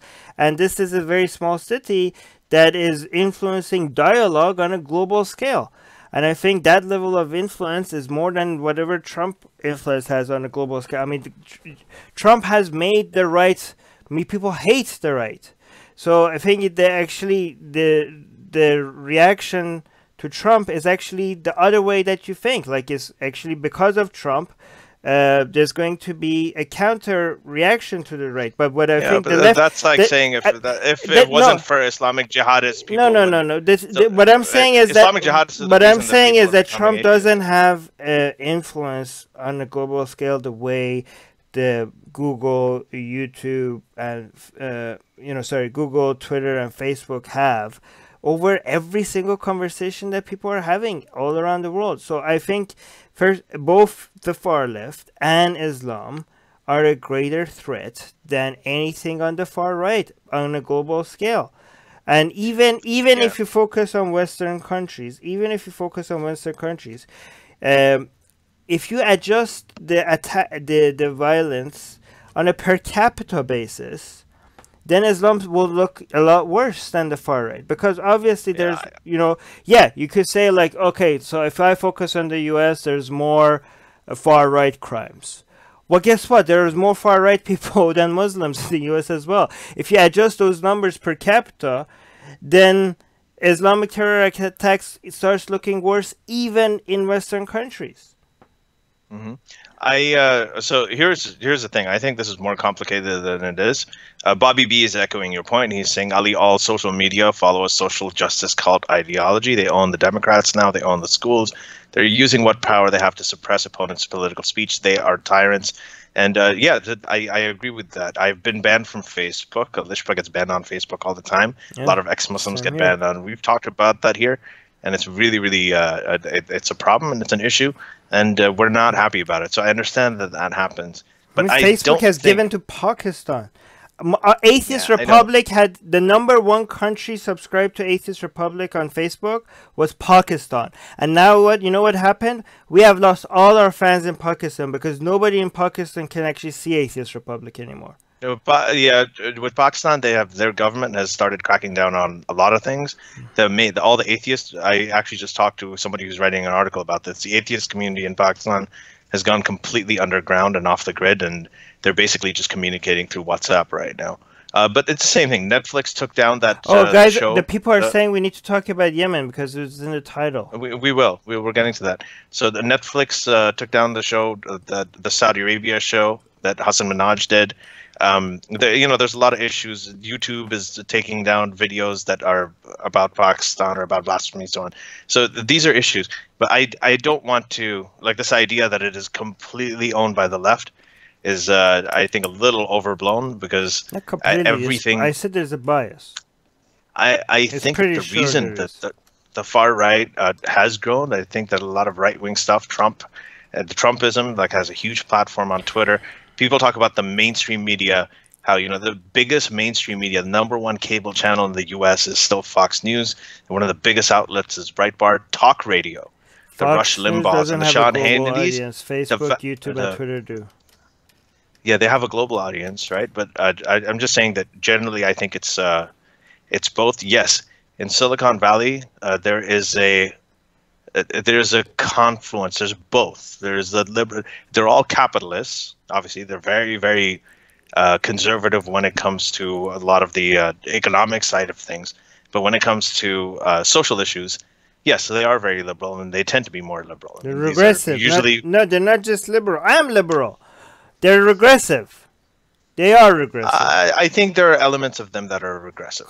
Yes, but I don't think that it's overall. I think that's a little overblown to say that the entire thing's like that. I definitely acknowledge there are problems. They're going through a lot of issues, trying to figure out how to police this stuff, how to figure out, what do we do if there's so many issues that they're bombarded with. I know people like to shit on Mark Zuckerberg all the time, but he has to handle the whole Russia thing. He has to handle the whole privacy thing. There's the whole monster that is completely new, and nobody really knows how to navigate it. I hope they figure it out. Again, I know they're private companies and they can do whatever they want, but this is a huge problem. I don't think freedom, them banning us on Facebook, Twitter, and YouTube and stuff, it's not against free speech. But given that how much more dialogue is happening on social media than offline, free speech is not enough anymore. We had free speech laws to protect us from government. But given the influence of these monopolies over our dialogue, we need to go beyond protecting speech from government. We need to start protecting speech from these monopolies. So free speech laws is not enough anymore. We need something. We either need to break up these monopolies, or we need an internet bill of rights or something like that. Free speech. Or conservatives can start their own social media platforms and figure out a way to do that. No, they can't, because they have look up. They already do. I mean, they tried. Like, they tried. Ali, I don't want to get into that discussion because they were tried and they completely destroyed them. These are monopolies. Okay, they are colluding with each other and they're not letting anybody compete with them. But let's go to Yemen because this was in the title. Okay, so let's do that. There was one question here that was that I read about Quranic. Anyway, I'll find that. But yeah, so there is an issue. So earlier we talked about this.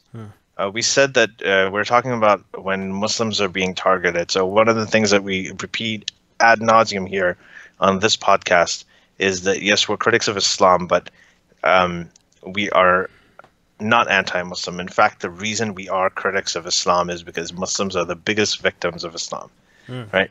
So one thing that you saw this guy in Christchurch, yes, he went in and he shot at Muslims. If you watch the video, he didn't care if there were kids, he didn't care if there were men, women, whatever. All he cared about was that they're Muslim. It was completely indiscriminate. It was like another species for him, or not even a living species. I mean, he was that indiscriminate with it. But there are things like this that happen all over the world. There are Islamic doctrines, right? That there are Islamic theocracies that target Muslims regularly. In Yemen, right, there is a sectarian war, proxy war happening between Saudi Arabia and Iran with the Houthi rebels, and the Saudis are essentially massacring Yemenis. Okay, and it's not just with bombs and violence, but they're starving. If you see the pictures that are out of Yemen, there are little kids who are literally who haven't had anything to eat for it looks like weeks.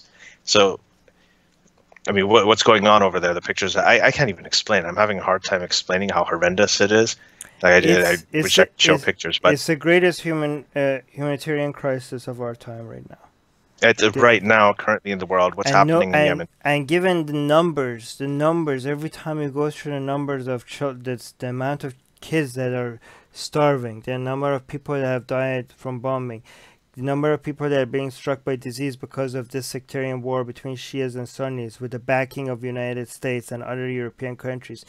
Given the number, when you look at the numbers, it's not, I mean, it's so mind-boggling, and it's so weird that it's so bizarre that people are not talking about it.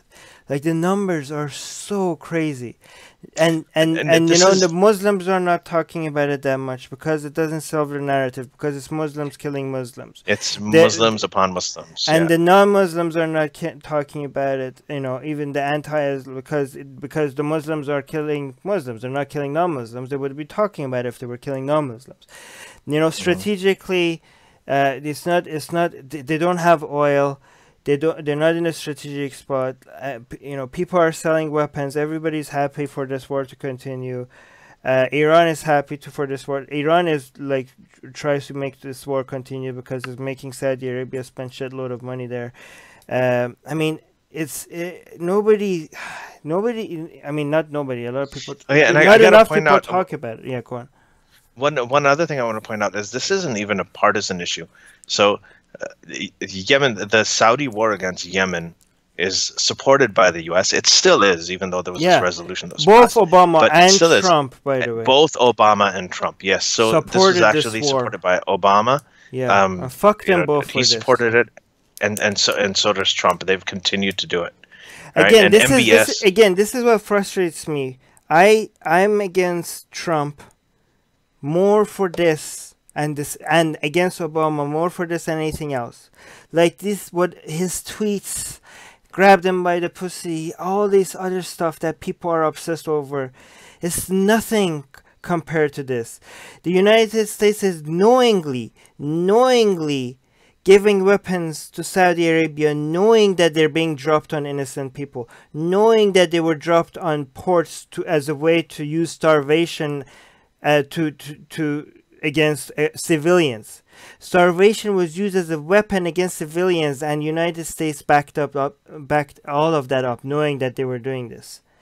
And we're saying U.S. weapons. Yeah, and we were like, oh, and we're against. I mean, this is why I can't even understand. I'm against Trump, but the people that are against Trump, I don't think they're against Trump for the right reason. They're just looking at tweets and laughing at them. But this guy has blood on it. Both Obama and Trump have blood. Yeah, but they're not paying attention to this real stuff. This is why you should be against Trump, and this is why you should be against Obama as well. I mean, this would probably be a separate conversation, but I don't think that any of the other stuff is less real. I just think it's different. I think there are many different reasons to be against Trump. Yeah, you could be, this is a major one. Yeah. This is more important. Okay, this is way more important than any of those other stuff. And again, even though like Bernie Sanders, like I'm against all his economic policies. I know I'm going to lose a lot of fans for saying that. But I love him for at least being against this war. He called this out. He called this war out from the very beginning, right? So even though I don't like any of his economical policies, I can appreciate the fact that this matters more. He's against people being killed for no reason. And again, this is not a conspiracy theory. We know why this war is happening, because it's selling weapons. It is. Yeah, what's crazy about this is that it's recently they passed this. I mean, the Republicans came and joined, several Republicans, I think 12 came to join the Democrats in saying that they wanted to end this war in Yemen, and they actually went against the Trump position, went against their own party to say this. But they only really did that after the whole Khashoggi thing. Like it took, you have like so many, like countless people and kids being starved and bombed in Yemen for the longest time, and that was like, okay, well, whatever. But yeah, they killed this journalist, which is obviously a terrible thing too. But now it's time to act against Yemen. See, this is a good point, because when you say this, when we say like, oh, apparently millions of children starving was not good enough to call out Saudi Arabia and United States, but one U.S. resident being killed made the whole world pay attention. But when you say that, people think like you're dismissing the fact that it was a tragedy to kill Khashoggi. You're not. And it's the same thing with the New Zealand shooting, right? When I see the whole world getting united to, rightfully so, calling out the crime against the Muslims, the 52 Muslims that are killed in New Zealand. And like, okay, this is great. Good job, world, for you speaking out against this. But why can't we get the same thing when thousands of Muslims are being killed? Millions of children being starved in Yemen. Where is the unity in that? Why can't we get the same? I'm not saying we shouldn't have a reaction to the New Zealand. We should not. The reaction to the New Zealand attack shouldn't be there. It should be there. But why can't we get something similar? Why can't we get something similar for all these people being killed in Yemen? Yeah. We have a super chat from Nusantara Rising. So thank you, Nusantara. Really appreciate it. The donation of $10. Online, she's saying, he's saying, online there is huge support for Assad, the Houthi, and the other anti-imperial forces. There is truth to Assad being preferable to Al-Qaeda because he's more secular. Same with Hezbollah versus Al-Qaeda. But thoughts on Houthi versus Al-Qaeda? I don't know if Assad is a fucking monster. I'm not going to support Assad just because it's secular. Yeah, same thing. But if they're saying like a Houthi versus Al Qaeda, I think that's a very easy. I'd support the Houthi rebels any day. Or Al Qaeda is a completely different thing. But the Houthis are also pretty. Okay, yeah, Al Qaeda definitely is worse than the Houthis, but that's not. I'm not going to support the Houthis, right? I mean, the Houthis. I've seen so many videos of them. They have child soldiers. They go and pick. They do. They're like Iran. It's an Iranian tradition, right? That's what Khomeini had. You had child soldiers. Yeah, you're right. I'm not gonna. What are you gonna choose? Yeah, they go to schools and pick kids from, take boys out of school to send in the front lines. Obviously, I'm not gonna support them, but obviously Al Qaeda is worse than the Houthis. I don't think that you have to support anybody necessarily with these things, Santara. Like, I don't like this idea that, well, which side are you going to choose? Yeah, sometimes you have to choose the one side over the other. Right. But oh man, there are unfortunately people who are in positions of power, people who are politicians, presidents, and senators, and everything. They do have to pick sometimes the lesser evil, and it's got to be a terrible job. I have to say that we are privileged that we don't have to make those decisions. Yeah. Yeah. Anyways, guys, by the way, So, again, if anybody wants to donate to anything when it comes to like helping reduce some of the harm in Yemen, my favorite charity is Save the Children. So if anybody wants to, I would. yeah. Yeah, we've worked with them. Like Elishma and I have worked with them. Oh, really? So, With Save the Children? yeah, like I mean, not directly, but briefly, yes, we have. Like this, they have a big thing here as well. Like I remember we did shows, we've performed at concerts, my brothers and I, for Save the Children, all of that. I mean, it's an amazing charity. They do great work. Yeah, go look them up. They do Many great years work. ago. We should probably do it again. Doctors Without Borders is good too. Yeah, that's very good as well. Yeah. And a lot of these charities, I think when you look at charities to donate to, charities are tough because a lot of them have tremendous overhead. And you should be able to find this. I mean, Doctors Without Borders is actually one of my favorite charities. I think that's excellent. And also another thing you could do is like to write to, I don't know, your Congress people and stuff, and tell them that, the war in Yemen is fucked up, and if you should, like, you wouldn't be voting for them if they support it. Like, just do some, maybe that, I don't know, that should be something you could do, right? Yeah. Yeah. I want to bring up. While we're on this, going back to one of our previous guests here, who's actually one of my favorite sort of rising ex-Muslim thinkers, is Haris Sultan.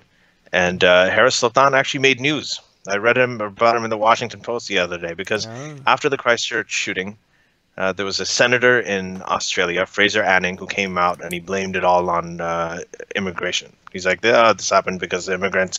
So obviously, they went and they got shot. He put out this just completely ridiculous, horrible, bigoted statement. And I just wanted to point out that people think Muslims, Christians, like a lot of them think that atheists have no morality, they have no conscience, they have no values, right? But Harris, together with another woman named Kate Ahmed, got together and started a petition, right, to pressure him out of office, right, to get him out of office. That is on the way to 1.5 million signatures now. The reason it's in the Washington Post and all these other papers is that this is now the largest petition ever in Australian history. It's ever been done. And it was started by, and it was against a senator who made anti-Muslim bigoted remarks. So to stand up for Muslims, an ex-Muslim man, Haris Sultan, and also an atheist woman, Kate Ahmed, they got together and they started the biggest petition in Australian history to stand up against anti-Muslim bigotry. So I just wanted to point out that that as well. Another thing, Armin, did you see Imam Tawhidi, who was another guest here? Did you see his statement after the Christchurch attacks? What did he say? It was basically it was kind of refreshing and kind of different from his past statements. I mean, he also really, really strongly condemned Fraser Anning. He asked all of his far-right supporters who are celebrating the attack to unfollow him. He said he could have been in the mosques. He completely stood up for them. He did all of that. He seemed very sincere about it, but at the same time, I know this because, you met him and you interviewed him with Daniel in New York, right? And there's a video of that online for people who want to check it out. But it just seemed strange because when we had him on Secular Jihadists,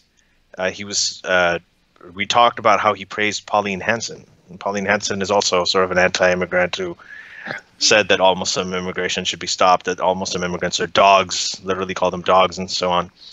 So it was strange that he very vocally supported her, but now he was condemning Fraser Anning. I hope he's had a change of heart, and if he has, I think that's a great thing. So that's just more news out of Australia. Yeah, I mean, Mohammed Zakaria is asking. Yeah, sorry, Armin, you had to say something? We had another super chat, by the way. You should read that. Oh, also from the Centara Rising. Thank you. Thank you. At what does secularism beat Islamism? Even considering human rights, e.g. Indonesian election coming up, Hizb ut-Tahrir was banned for not being secular. I mean, how much time do you have when it comes to what secularism beats Islamism? The fact that... No, I think it's considering human rights. Yeah, so here's... Okay, yeah, go ahead. So, Armin, I mean, religion is one disease, okay? And secularism means that you have gotten rid of one disease, but that doesn't mean that you can't be impacted by other disease just because you got rid of one disease. Secularism doesn't make you immune to other form of nonsense. It just makes you immune from religious nonsense. And a lot of, and that's a good thing, right?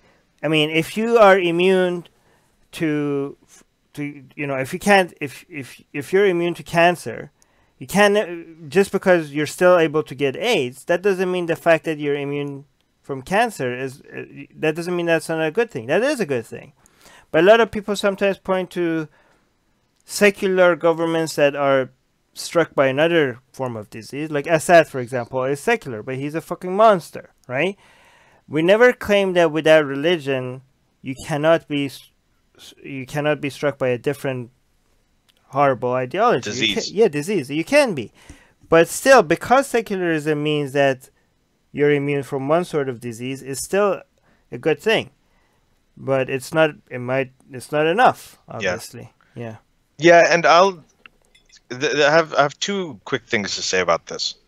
The first one is that secularism does have, I think a lot of people in the West should understand, secularism has a different association for people who live in Muslim majority countries. For instance, a lot of the dictatorships were secular. The Shah of Iran, right? That was a secular dictatorship. The Kemal Atatürk of Turkey. Well, I mean, for functional purposes, right? Yeah. It wasn't. Definition of secularism, liberal, democratic. Yeah, I mean. Yeah, go ahead. I mean, definition of secular they have of secular is different from what we have, because when they say secular, they mean, and government forces out, takes a position against religion. But when we say secular, we mean like everybody has an opportunity to express. Yeah, we don't like the government when we say secular, we mean government just be like, you guys just do whatever. Separation of religion. But when what Ataturk and Reza Shah did, they actively, like Reza Shah, for example, he made hijab illegal in Iran. And Ataturk, Kemal Atatürk did the same. Yeah, so that is not secular at all. If you actively, over there actually they have both. So for instance, with in Egypt, Mubarak was a secular dictator, right? Hafiz Assad, these guys were secular dictators. They never really banned religion or anything like that, but they just kept it very separate. Right. If someone got too religious, it was considered a threat. If someone wasn't religious enough, then they couldn't be manipulated. So they wanted a little bit of religion. So there is so they associate secularism a lot of times that it's a trigger word for them. It's associated with authoritarianism in a way over there. So there is a difference. The second thing I wanted to say was I like to frame these things in terms of what is being targeted. What do I value? I value democratic liberal societies. Okay, liberal as in like not the party liberal, but democratic liberal societies. Anything that is a threat to that, I think should be taken seriously. What has been a threat to that in the past? Islam has been a threat to it. Communism in the past, right, has been a threat to it. And recently, today, far-right authoritarian. Also today, communism is also a threat to it today. I mean, all of these things are today, but like what we're talking about, like a major, actual, like global threat to democratic, plural, open societies, has been secular societies. Communism in the past was a massive threat during the Cold War. Okay, then you've had Islamic fundamentalism. That's been a massive threat to it. Today, the rise of the far-right populist authoritarianism, that is a threat to it. So all of these things are things that I oppose. People, often wonder, they're like, well, Trump is for the Muslim ban and everything. Why don't you support Trump? Because, you're a critic of Islam. Now, that's a very basic kind of question, but I don't look at it that way. I look at it as, what do I value? I value open, plural, secular, democratic societies. What is a threat to it? Both Islam are a threat to it, and Trumpism is also a threat to it. So that's the way that I look at it. I look at it as the target that I am trying to protect, or the values that I'm trying to protect. So that's why it's when secular, when we talk about secular, I mean I'm thinking of secular, democratic, liberal, not just secular alone. You want to read? There's a Muhammad. You're gonna love this. Muhammad Zakaria is asking, Armin, what? Why do you call it Islamic terrorism when these people never cite religion as their motive? Wait, they do. That's why I just wanted to see her face in reaction to that question. Of course they do. They say Allahu Akbar. ISIS. I mean, they couldn't make it any more clear. I don't know. They quote Surah 9, Surah Tawbah from the Quran. They have extensive passages in the Quran. They're charters. They're the like, what do they have to do for people to start believing? I mean, honestly, if I was a Al Qaeda or ISIS terrorist, I would be frustrated by by the far left. I mean, not the far left, but by people like, well, I mean, I'm telling you guys why I'm doing this thing, and nobody seems to take me seriously. Why do these people just read my lips like this? I'm telling you, what the hell? I mean, what is if it's not Islamic terror attack? Then what is it? It isn't Islamic. So this is like the kind of thing. We're not saying that Islamic terrorism. When you're calling it Islamic terrorism, you're just being honest. I don't want to use terms like Islamist terrorism or whatever. It's terrorism that is driven by Islamic doctrine. It just is. That's a fact. Are you sure this was not a joke? Because it doesn't seem like a serious question. No. It seems like a serious question because they're also arguing later. Muhammad Zakaria, I just want to say that we do appreciate having you here. Yeah, sorry. That is a good question. And the reason I read out what you said is because I think it's an important point to address, because a lot of times we feel like we've been talking about this stuff all the time. We feel like everybody knows it, but no, we do have to repeat these things a lot as well. I mean, if you are being serious, can you tell me what do you think they are, if not Islamic? Like, what are they then? Yeah. Like, give us an answer. That's a question. Yeah. So, Mars is saying, I think he was just being a troll. But I think, but the reason I think it's a good question is because a lot of people ask this. They're like, what if they said that's Islamic? I just want you guys to go and Google the statement that ISIS put out after the Paris attacks. And it quotes surahs, it's the Quran, front, left, center, everywhere. So it's there. It absolutely is Islamic terrorism. Oh. That doesn't mean that all terrorism is necessarily Islamic. Before I forget, sorry, go on. Can I just read to you an email that we got today? I'm supposed to go in Calgary. I'm flying there tomorrow for 2 speeches, right? In Calgary. One of them was supposed to be in a university. Let me see, which university? I think MRU. I think that stands for what? The Mount Royal University or something like that. That's a nice name. I don't know what it is, I think. I don't know. Oh, yeah, Mount Royal University in Calgary. And they just sent us an email this afternoon, and this is they deplatform. I got deplatformed from a university I was supposed to speak at. So I mean, I guess we all have to be deplatformed at some point. This is so this is from Greg from the university. He's the interfaith coordinator. And the email that they sent out, it says, in light of the shooting last week and the responses to the event we have received from students and staff, so they're talking about the event that I'm supposed to be speaking at. So in light of the responses to so it seems like they got a lot of complaints about the fact that I'm going to be speaking there, right? So in light of the shooting last week and the responses to the event we have received from students and staff, we are going to have to cancel hosting your event with Armin on campus on Thursday. Sorry for letting you down on this. If you want to chat further about this, let me know. Greg, I'm not going to read his last name, but he's the interfaith coordinator at the university. Yeah. So that happened. Yeah. Yeah, I want to give a shout out right now to the University of Toronto and Mississauga, where I spoke in October, and they had the same kind of complaints. They did not want to do it. They wanted the whole event canceled. There were a lot of complaints from Muslim students, and they stuck to their guns. And one of the ways that they accounted for it is basically they said, okay, we're going to have one of our Islamic studies professors come and start the Q&A with you. That's the way they made the compromise, but they did not give up, and they did not deplatform me. So shout out to them, and I wish more universities would do that. We did got another super chat. Oh, we did? Hold on, I'm not looking. Thank you. We're getting so many super chats. Thank you, guys.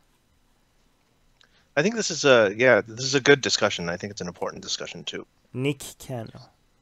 Nick. What is it? You read it out? Yeah, it says it's for $5, I think, Australian dollars. Saying, what do liberals in the West who oppose Islam and the far right do now? Do we have to change our tactics following this terror attack? No, this terrorist attack? I don't think so. Very good question. Yeah. No, I think it's a very good question, Armin. Yeah. No, I agree that's a good question. My answer was no, we shouldn't change it. No, my answer is a little more. I don't think we have to change what we say. I don't think we have to change our arguments or water them down or dilute anything. But should we change our tactics? Maybe not our tactics, but I think we should change our strategy. How so? Okay. I think that we should, like what you're saying, start calling out everything. Be more consistent. Be more conscious of it. A lot of times we said that why do we need the disclaimer that we're against this when we're talking about this? I think that now, if you want to reach out to people who are not convinced by you, and if you want to bring them over to their side, the people on the fence, then I think you do need the disclaimer. Wait, I think there's a lot in the mainstream. But that's how we have been doing that always. That's not a change. We have been doing that always, but there was a time, remember when we talked about it, we're like, why should we need a disclaimer? We should be able to say the truth the way we want to say it. We shouldn't have to preface everything with, well, we're not anti-Muslim, but this is what we think about Islam. I think it has become important in order to have an effect. It's become important to preface. Ali, I actually think that we have been doing that more than that. Like people, okay, we actually have, but we have talked about that. It's annoying that we have to do it.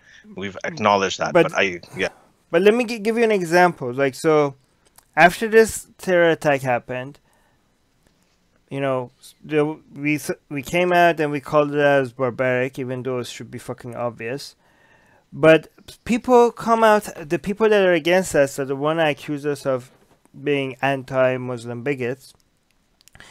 They say like, oh, you guys are changing your tune now that this happened.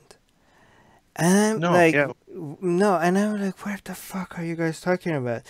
We have, the interesting thing is that both Muslims and regressive leftists come after us and say like, oh, now you're calling this out now after the terror attack. Now, but they themselves have not been calling out, I mean, not most of them at least, the crimes that China is committing against Muslims.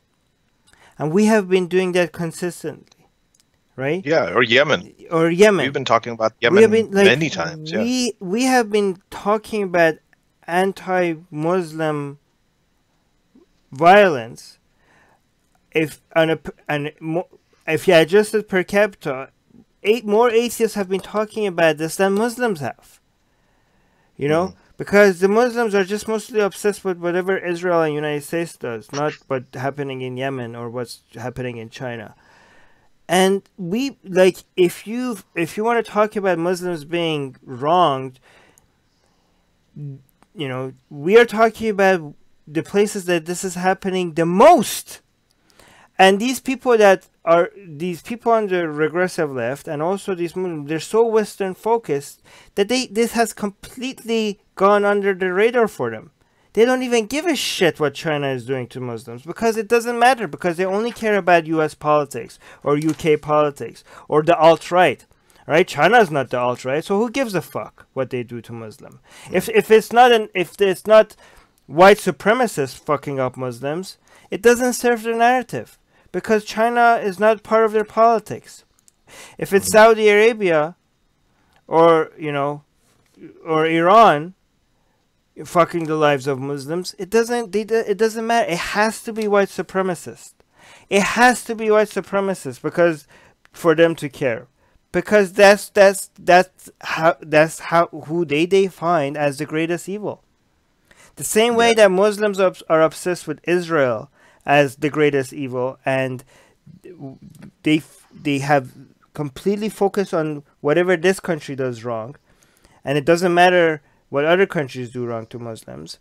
The regressive left has focused on what they this is a new religion, and the devil is the white supremacists, and the whole evil around the world has to fit into white supremacists, and if it doesn't fit into that, then it doesn't matter, right? That's why everything that is bad in the world has to somehow be the fault of white people, and for them, if a white person, you might as well be just a white supremacist.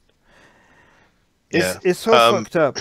Yeah, go on. I think that we have to talk about moving forward, like especially if this kind of thing happens again, and because we did have the Quebec mosque shooting, and we've had this kind of thing happens again. I think we do need to talk about finding a strategy, a messaging strategy, right? That is not only honest. Of course, it has to be honest. We can't do what when they instead of torture they started calling it enhanced interrogation. We can't do that, but we have to do something that's honest and effective. Right? So when we talk, for example, about not using the word Islamophobia, right? There is a cerebral way to get at that. And that is that, Islamophobia conflates criticism of Islam, that's legitimate, with bigotry against Muslims. And we've all said that. And I think it's compelling, but it's still cerebral. But if we say something like, this is not, Islamophobia is a very mild, academic, clinical, vague term. Call it what it is. It's anti-Muslim hate. This is anti-Muslim bigotry. That's a stronger, more effective term. If you do that, then I think that there are more people who will be responsive to using that term, including people that we don't necessarily Well, if you want to be more effective... I'm just giving an example. Yeah, but if you want to be more effective, you should be... every time you talk about white supremacists do something, you should be talking 100 times more about what China is doing to Muslims. Okay? And again, this white supremacist... No, Armin, you should be talking about both. You should talk... did I say... wait, did you hear what I said? Did I say you shouldn't talk about the white supremacists? No, I'm not saying... no, did I ever every say... time you talk about this... Yeah. You're saying did I say you shouldn't talk about white supremacists? No, you didn't. No. But you're saying that every time you talk about one, you should also talk about the other one. And I think it's okay to focus on one thing at a time. Not each individual has to talk about both. But on a global scale, right, there needs to be a bigger reaction to China than white supremacists. What China is doing to Muslims is a much, much greater problem than what white supremacists is doing to Muslims. What Saudi Arabia is doing to Muslims is a much, much greater problem than what white supremacists are doing to Muslims. The global reactions are not proportionate at all. At all. We have become obsessed with the minority white supremacist group because we have defined a new religion, and that's the devil, and everything has to fit that narrative. But we are making them bigger by doing this. We're going to disagree on the same point we did in the beginning, in which I think that because of where the whole white supremacist thing is happening and where this white supremacist sentiment is rising, which is in the Western world, that is supposed to have a record of human rights and protections. It's rising from very small to a little bit bigger, but still very small. No, I don't think so. I completely disagree. I think it's rising. I think it's a global threat. I didn't say it's not rising. Did I not say it's rising? I'm saying it's flying from small position to another small very position. Small. I think I'm saying it's a global threat. I think it's becoming a much bigger thing. It's a small global threat. And it's a global threat. It's a small global threat compared to the things that I mentioned. I think it's a massive global threat, and the reason for that, compared to the stuff that I mentioned, it's a very okay. But it's not just about numbers. It's not just about numbers. Like I said, if there is somebody who busts into the Pentagon and does a terrorist attack. Yeah. I know that's an explanation, not an excuse. Again, it's not compare white supremacists. The harm that white supremacists are causing is nothing compared to what Islam is doing. Is nothing compared to what China is doing. That sounds, Armin, you know what that sounds like? That sounds like people who die in car. So way more people are dying in car accidents and shootings because of guns than there are dying from terrorist attacks, right? Well, they are. Yeah, I know, but I'm not dismissing the importance of people being dying. I'm just stating facts, okay? I'm not dismissing the importance of white supremacists as a problem. I'm just stating facts that when you say it, people get triggered when you mention it, because I'm just saying that I think it's more than just the number of people dying. There is an element of an ideological narrative. There's an element of a mindset that is spreading that can potentially cause a lot more damage when that one crazy person, for example, gets a nuclear bomb because of ideology. Nothing that you said contradicts what I said. Okay, that's cool. Let's keep it at that then. This is fun. This is the most I've disagreed with you in a very long time.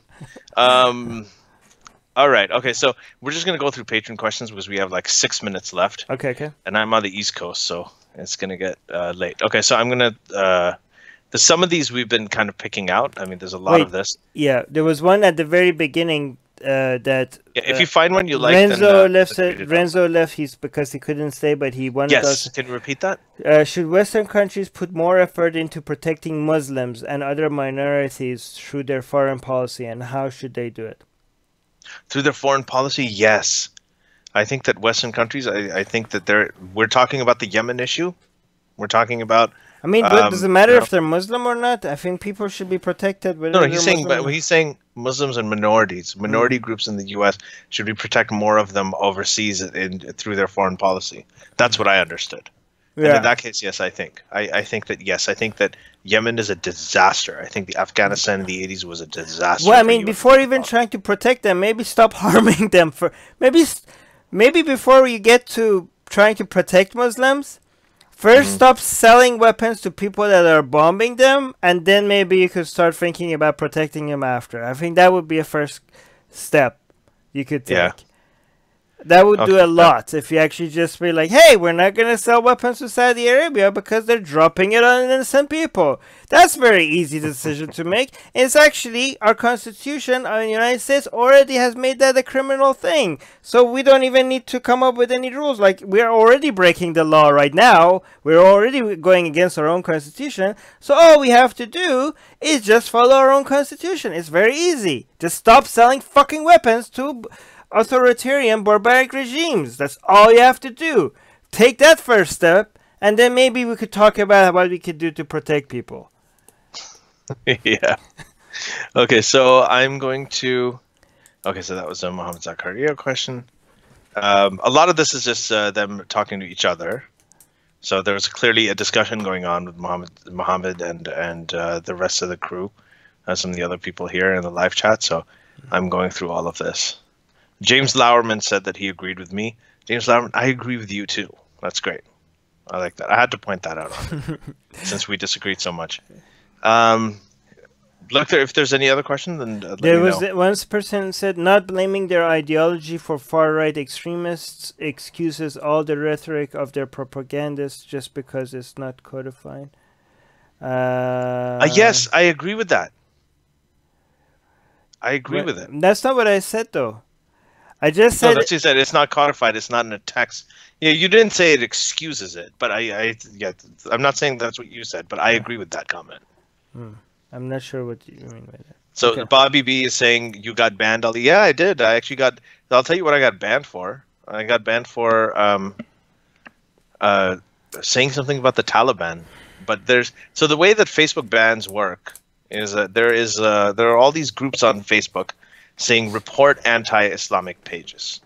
So they'll come up and they'll see, like, I'll give you an example. People who have a lot of Pakistanis in their audience, like Alishba, like Abdullah Gondal, like Abdullah Samir.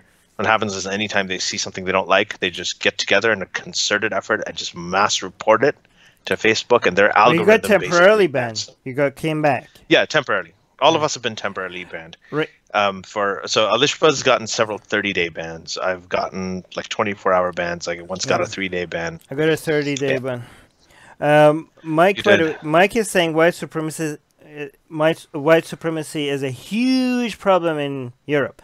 again, I just want to say, I'm not saying it's not a huge problem. I'm just saying relative, and I'm not saying it doesn't deserve to be a lot of. When I say this, people think I'm dismissing white supremacy as a problem, and I know it's easy to do that when you're trying to when you're saying that, because people just. I'm pretty sure people are going to take this podcast and say like, "Oh, Armin is dismissing the importance of how big of a problem white supremacy is." That's not what I'm saying. Okay, I'm just stating certain facts.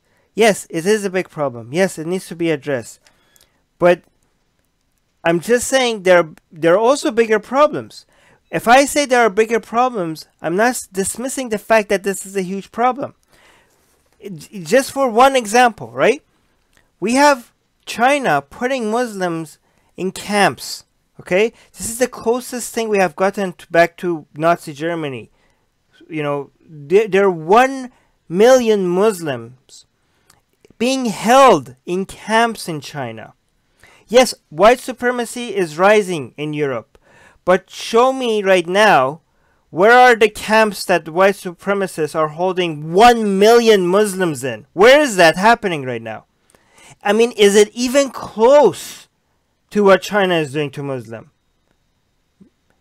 Is it even close? It's astronomically a bigger problem what China is doing to Muslims. Astronomically higher. But it's not getting nearly as much attention. Why? Because it's more about Western politics. Because for us, this is about left versus right. Rather than where are Muslims being harmed. It's not about where Muslims... I don't think it's that. It's a game between left and right. It's not about saving Muslims. It's not about I don't think it's that. I think it's because China has an authoritarian government, and people expect it like, oh, they have an authoritarian government. Of course. Yeah, but we expect that from white supremacists. What did you expect from white supremacists then? We also expect white supremacists to be anti-Muslim bigots. No, we don't, because Armin. Right. We expect more from our own secular, democratic, open, liberal societies, because we think that we are different from China. You're becoming China's putting them in concentration camps. Hold on. That's terrible. That's a terrible thing. But why should this be happening in our countries when we have gone past? We worked so hard. So many people in our history died. We went through so many world wars to fight this. We've thought we've gone beyond it. And why is it happening over here? What are you talking about? Nazi Germany was how many years ago? We have still people that lived it. Like, this is not something that we completely changed. Yeah, I know. It's recent. But the whole thing is that everything that we live in right now, like, we're not living in the the man in the high castle that Amazon show or the book, right? I love that. There was the alternate reality of we're not living in that. We have a different thing. So why is this stuff rising here? Yeah, so it's a threat. Again, it's a nostalgic. That's an explanation, not an excuse. Okay, I understand. No. I understand that explanation. It's an explanation and it's a reason. It's not an excuse. It's a reason. It's not. It's a good explanation. It's not a good reason. I understand why it happens, but it shouldn't happen. I understand why this gets more attention, but it shouldn't get more attention. I think it should. I think it should get at least as much attention. Aren't you trying? Isn't the whole point of our activism to reduce harm? I mean, if you want to reduce harm, then you go and you have to bring attention for where most of harm is happening. Again, Armin, I'm not. Most of harm depends on it's not just measured by the number of deaths happening. If you look at the Israel-Palestine I'm not even talking about issue, death. I'm talking about people being pulled in camps. I know people being pulled in camps. It's not just, but the thing is that people are people being put in camps. Like 1,000 people are put in camps in China. 1 million. Hold on. Okay, let's say 1 million people are put in camps in China, and then 1,000 people are put in camps in Washington D.C. Both are. The Chinese thing in numbers is much worse. It's a much more horrific situation. What they're doing is probably terrible. What is more newsworthy? What is more worrying for me is that it's happening in Washington, D.C. Well, why? Why? Because it's happening in fucking Washington, D.C. But you should care about more where... Okay, you should care about where most of the harm is happening. Not the fact that is which one is closer to home. Because you know why? Because there is also the potential harm. Why do we care more about people dying of Islamic terrorism rather than people dying in bathtubs, which are exponentially more than people who die in Islamic terrorism? Is because there is a mindset and an ideology behind Islamic terrorism. So the potential for it is a lot worse. So yes, there are loads of people who say, hey, people drowning in bathtubs is a much bigger deal than Islamic terrorism. No, it's not. Yes, it's killing more people. But there's intention behind the China one as well. What are you talking about? There is an intention, but that intention is expected in China. It shouldn't be expected. That's my point. Of course it shouldn't. If you say, okay, but when you say it should be expected, I say, yeah, and that's a problem. When people say, well, it's expected in China. I know, so... Just like and it will continue to be expected in China if our reaction is more based on what we're familiar with. The disagreement here is about the nature of the comparison. I know you're not saying that white supremacism should be excused. I'm not saying that China should be excused. What we're talking about is the nature of the comparison. I don't think that these two things are comparable. Okay, we're saying I just don't. I'm not saying, they're not comparable. One of them is astronomically higher and deserves more reaction. Which is worse or which is worse. I think both of them are really bad and often at the same scale.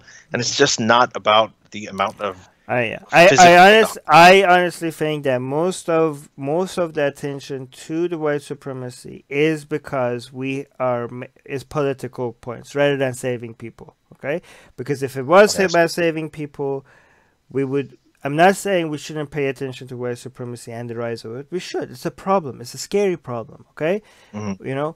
I mean, I personally should be more afraid of white supremacy rising in the West. I'm not going to go to China. Okay, and even if I went to China, nothing's going to happen to me. Okay, but I mean, if white supremacy becomes a big deal, I mean, I'm pretty sure I'm going to be a victim of it. Like if they become powerful and stuff, right? So personally, I should be more worried about white supremacy rising in the West than China putting Muslims in camps, right? Personally, well, anyway, we're gonna go in circles on this. Yeah, okay. Go on. No, but I'm just saying that we're all in this together. Okay, this is one planet.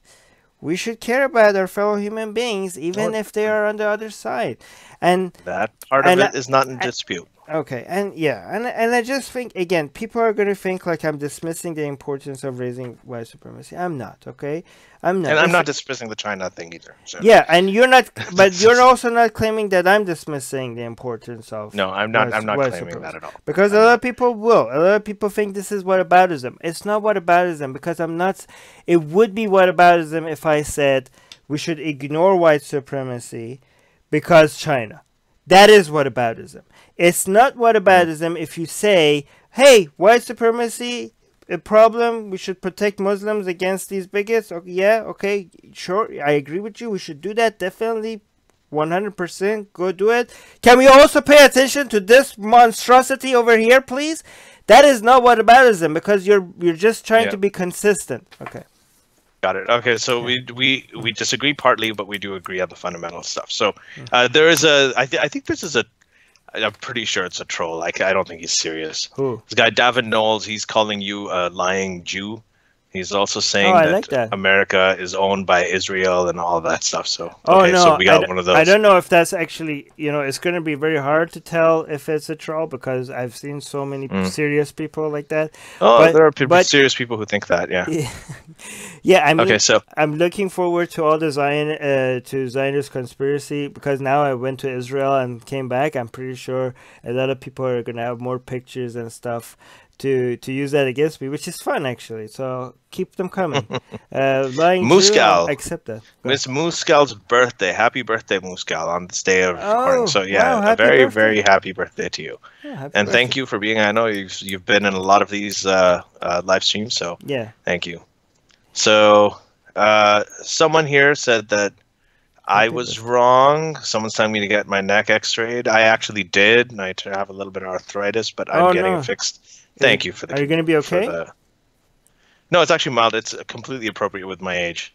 Oh. I was actually healthier than I thought I would. I was hoping that I'd find something really crazy I could cure, but apparently not. It's just aging. So I think that's yeah, that's about it. I'm finding all this. Razib Khan is saying when atheists clash. Yeah, that's good. That's good. It's nice that we don't have just one thing to all stick to. Yeah, I like the shows that me and you disagree on. It's much more interesting. I want to plug Razib because I talked to Razib, like I correspond with him quite a bit, and he does have a show. He has a podcast himself, and he recently interviewed Shadi Hamid. So Razib, I don't know when that's going to come out, but do check him out. And I was supposed to listen to that conversation today. I haven't, but I'm going to. Anyway, Lois, hi, how are you? By the way, Lois, I mentioned to she's the one that is arranging all my Calgary speeches and invited me. So thank you so much for that. And she's the one that told me about the email that we got from the university. But sorry for all the headache that I'm causing for this, because she's really trying behind, to make it happen. I don't know what's going on. I haven't checked my emails because I'm trying to spend time with my dad. He's visiting Vancouver from Iran, so I don't know what she's doing, but I know she's very busy. So thank you so much for trying to make that all happen in Calgary. Yeah. And Lois, if there's anything you want us to do, let us know. We love coming to Calgary, and I'd love to see you guys as well. Yeah, and also let us know if we want to, the fact that they deplatformed this speech, if you guys want us to bring somehow more attention to it, that they did this, because this should be called out, I think. No. Yeah. This should be called out. Yeah. Vincere saying good discussion tonight. Thank you. I know that Armin and I both disagreed with each other a lot. I'm pretty sure a lot of you I saw somebody saying that they completely disagree with me on this, and somebody else said I was 100% right, and I'm pretty sure that they felt the same way about you. But that's what this is about. Yeah. I mean, this is in the aftermath of this pretty big tragedy that has a lot of people confused, and thanks to social media shitstorm, there's all kinds of narratives that people are trying to advance. So we just wanted to sort of parse through it as best as we could, which is what we try to give you here. Yeah, as much as we can. So, and again, just a teaser. I'm probably going to promote this more than he is, but Armin came back from the Holy Land, from Israel and Palestine. And he went there with genetically modified skeptic Drew, a previous guest on this podcast, who had we had a great episode, and man, it's going to be amazing. I don't think anybody has done what you guys have done. So that's a teaser, and we'll do a live stream on it. We'll talk about it too. Can I just let you guys know, one of the most interesting experiences that I had is that I wanted to go inside the Dome of the Rock, even though it was the hours that tourists can't go in there, but only Muslims were allowed to go at that time. So I had to pretend to be a Muslim, and I had an Israeli soldier making me recite the Quran for him to let me go see the Dome of the Rock. So it was a very weird experience that an Israeli soldier was asking me to recite the Quran. But a good thing is I have two surahs memorized, so I managed to pass and go. Which ones? Fatiha and Qul huwallahu ahad, Allahu samad, lam yalid walam yulad walam yakul lahu. Easiest ones, man. The short ones, but there was more than enough for them. Surat al-Qadr is the hard one. You should. I went there again the second day. The second day, the screening process was harder. So they made me say 2 surahs and the Shahadat and 5 pillars of Islam. And they looked into my passport to see that I was born. I have a Canadian passport, but my Canadian passport says that I was born in Tehran. So they were I don't know why the second guy was very strict about making sure I'm a Muslim, which I wasn't. But I passed all the tests, and I went inside the dome that no tourists. I had Muslim privilege, so it's just very cool. Muslim privilege. Well, speaking of privilege, were you able to secure some donations for the podcast from the Zionists? No, I don't know what happened. I'm sure I would have met them there, but not. I don't know. That's just never gonna happen. Never gonna happen. Anyway, everybody, all you guys, Uday, Mars, Beach, Soraya, Davin, our sort of anti-Semitic troll who's here, Nim, Grace, Lois, love you, Vince here, Muscal, happy birthday, Mars, Bobby, all of you guys. There's so many people here. I can't even name everybody. Ryan. Thanks to all of you. Thanks to Santera for the super chats, and really appreciate it. And we have a lot of cool stuff coming up. So love you guys. We'll see you next time. See you guys. Thank Bye. you. Bye.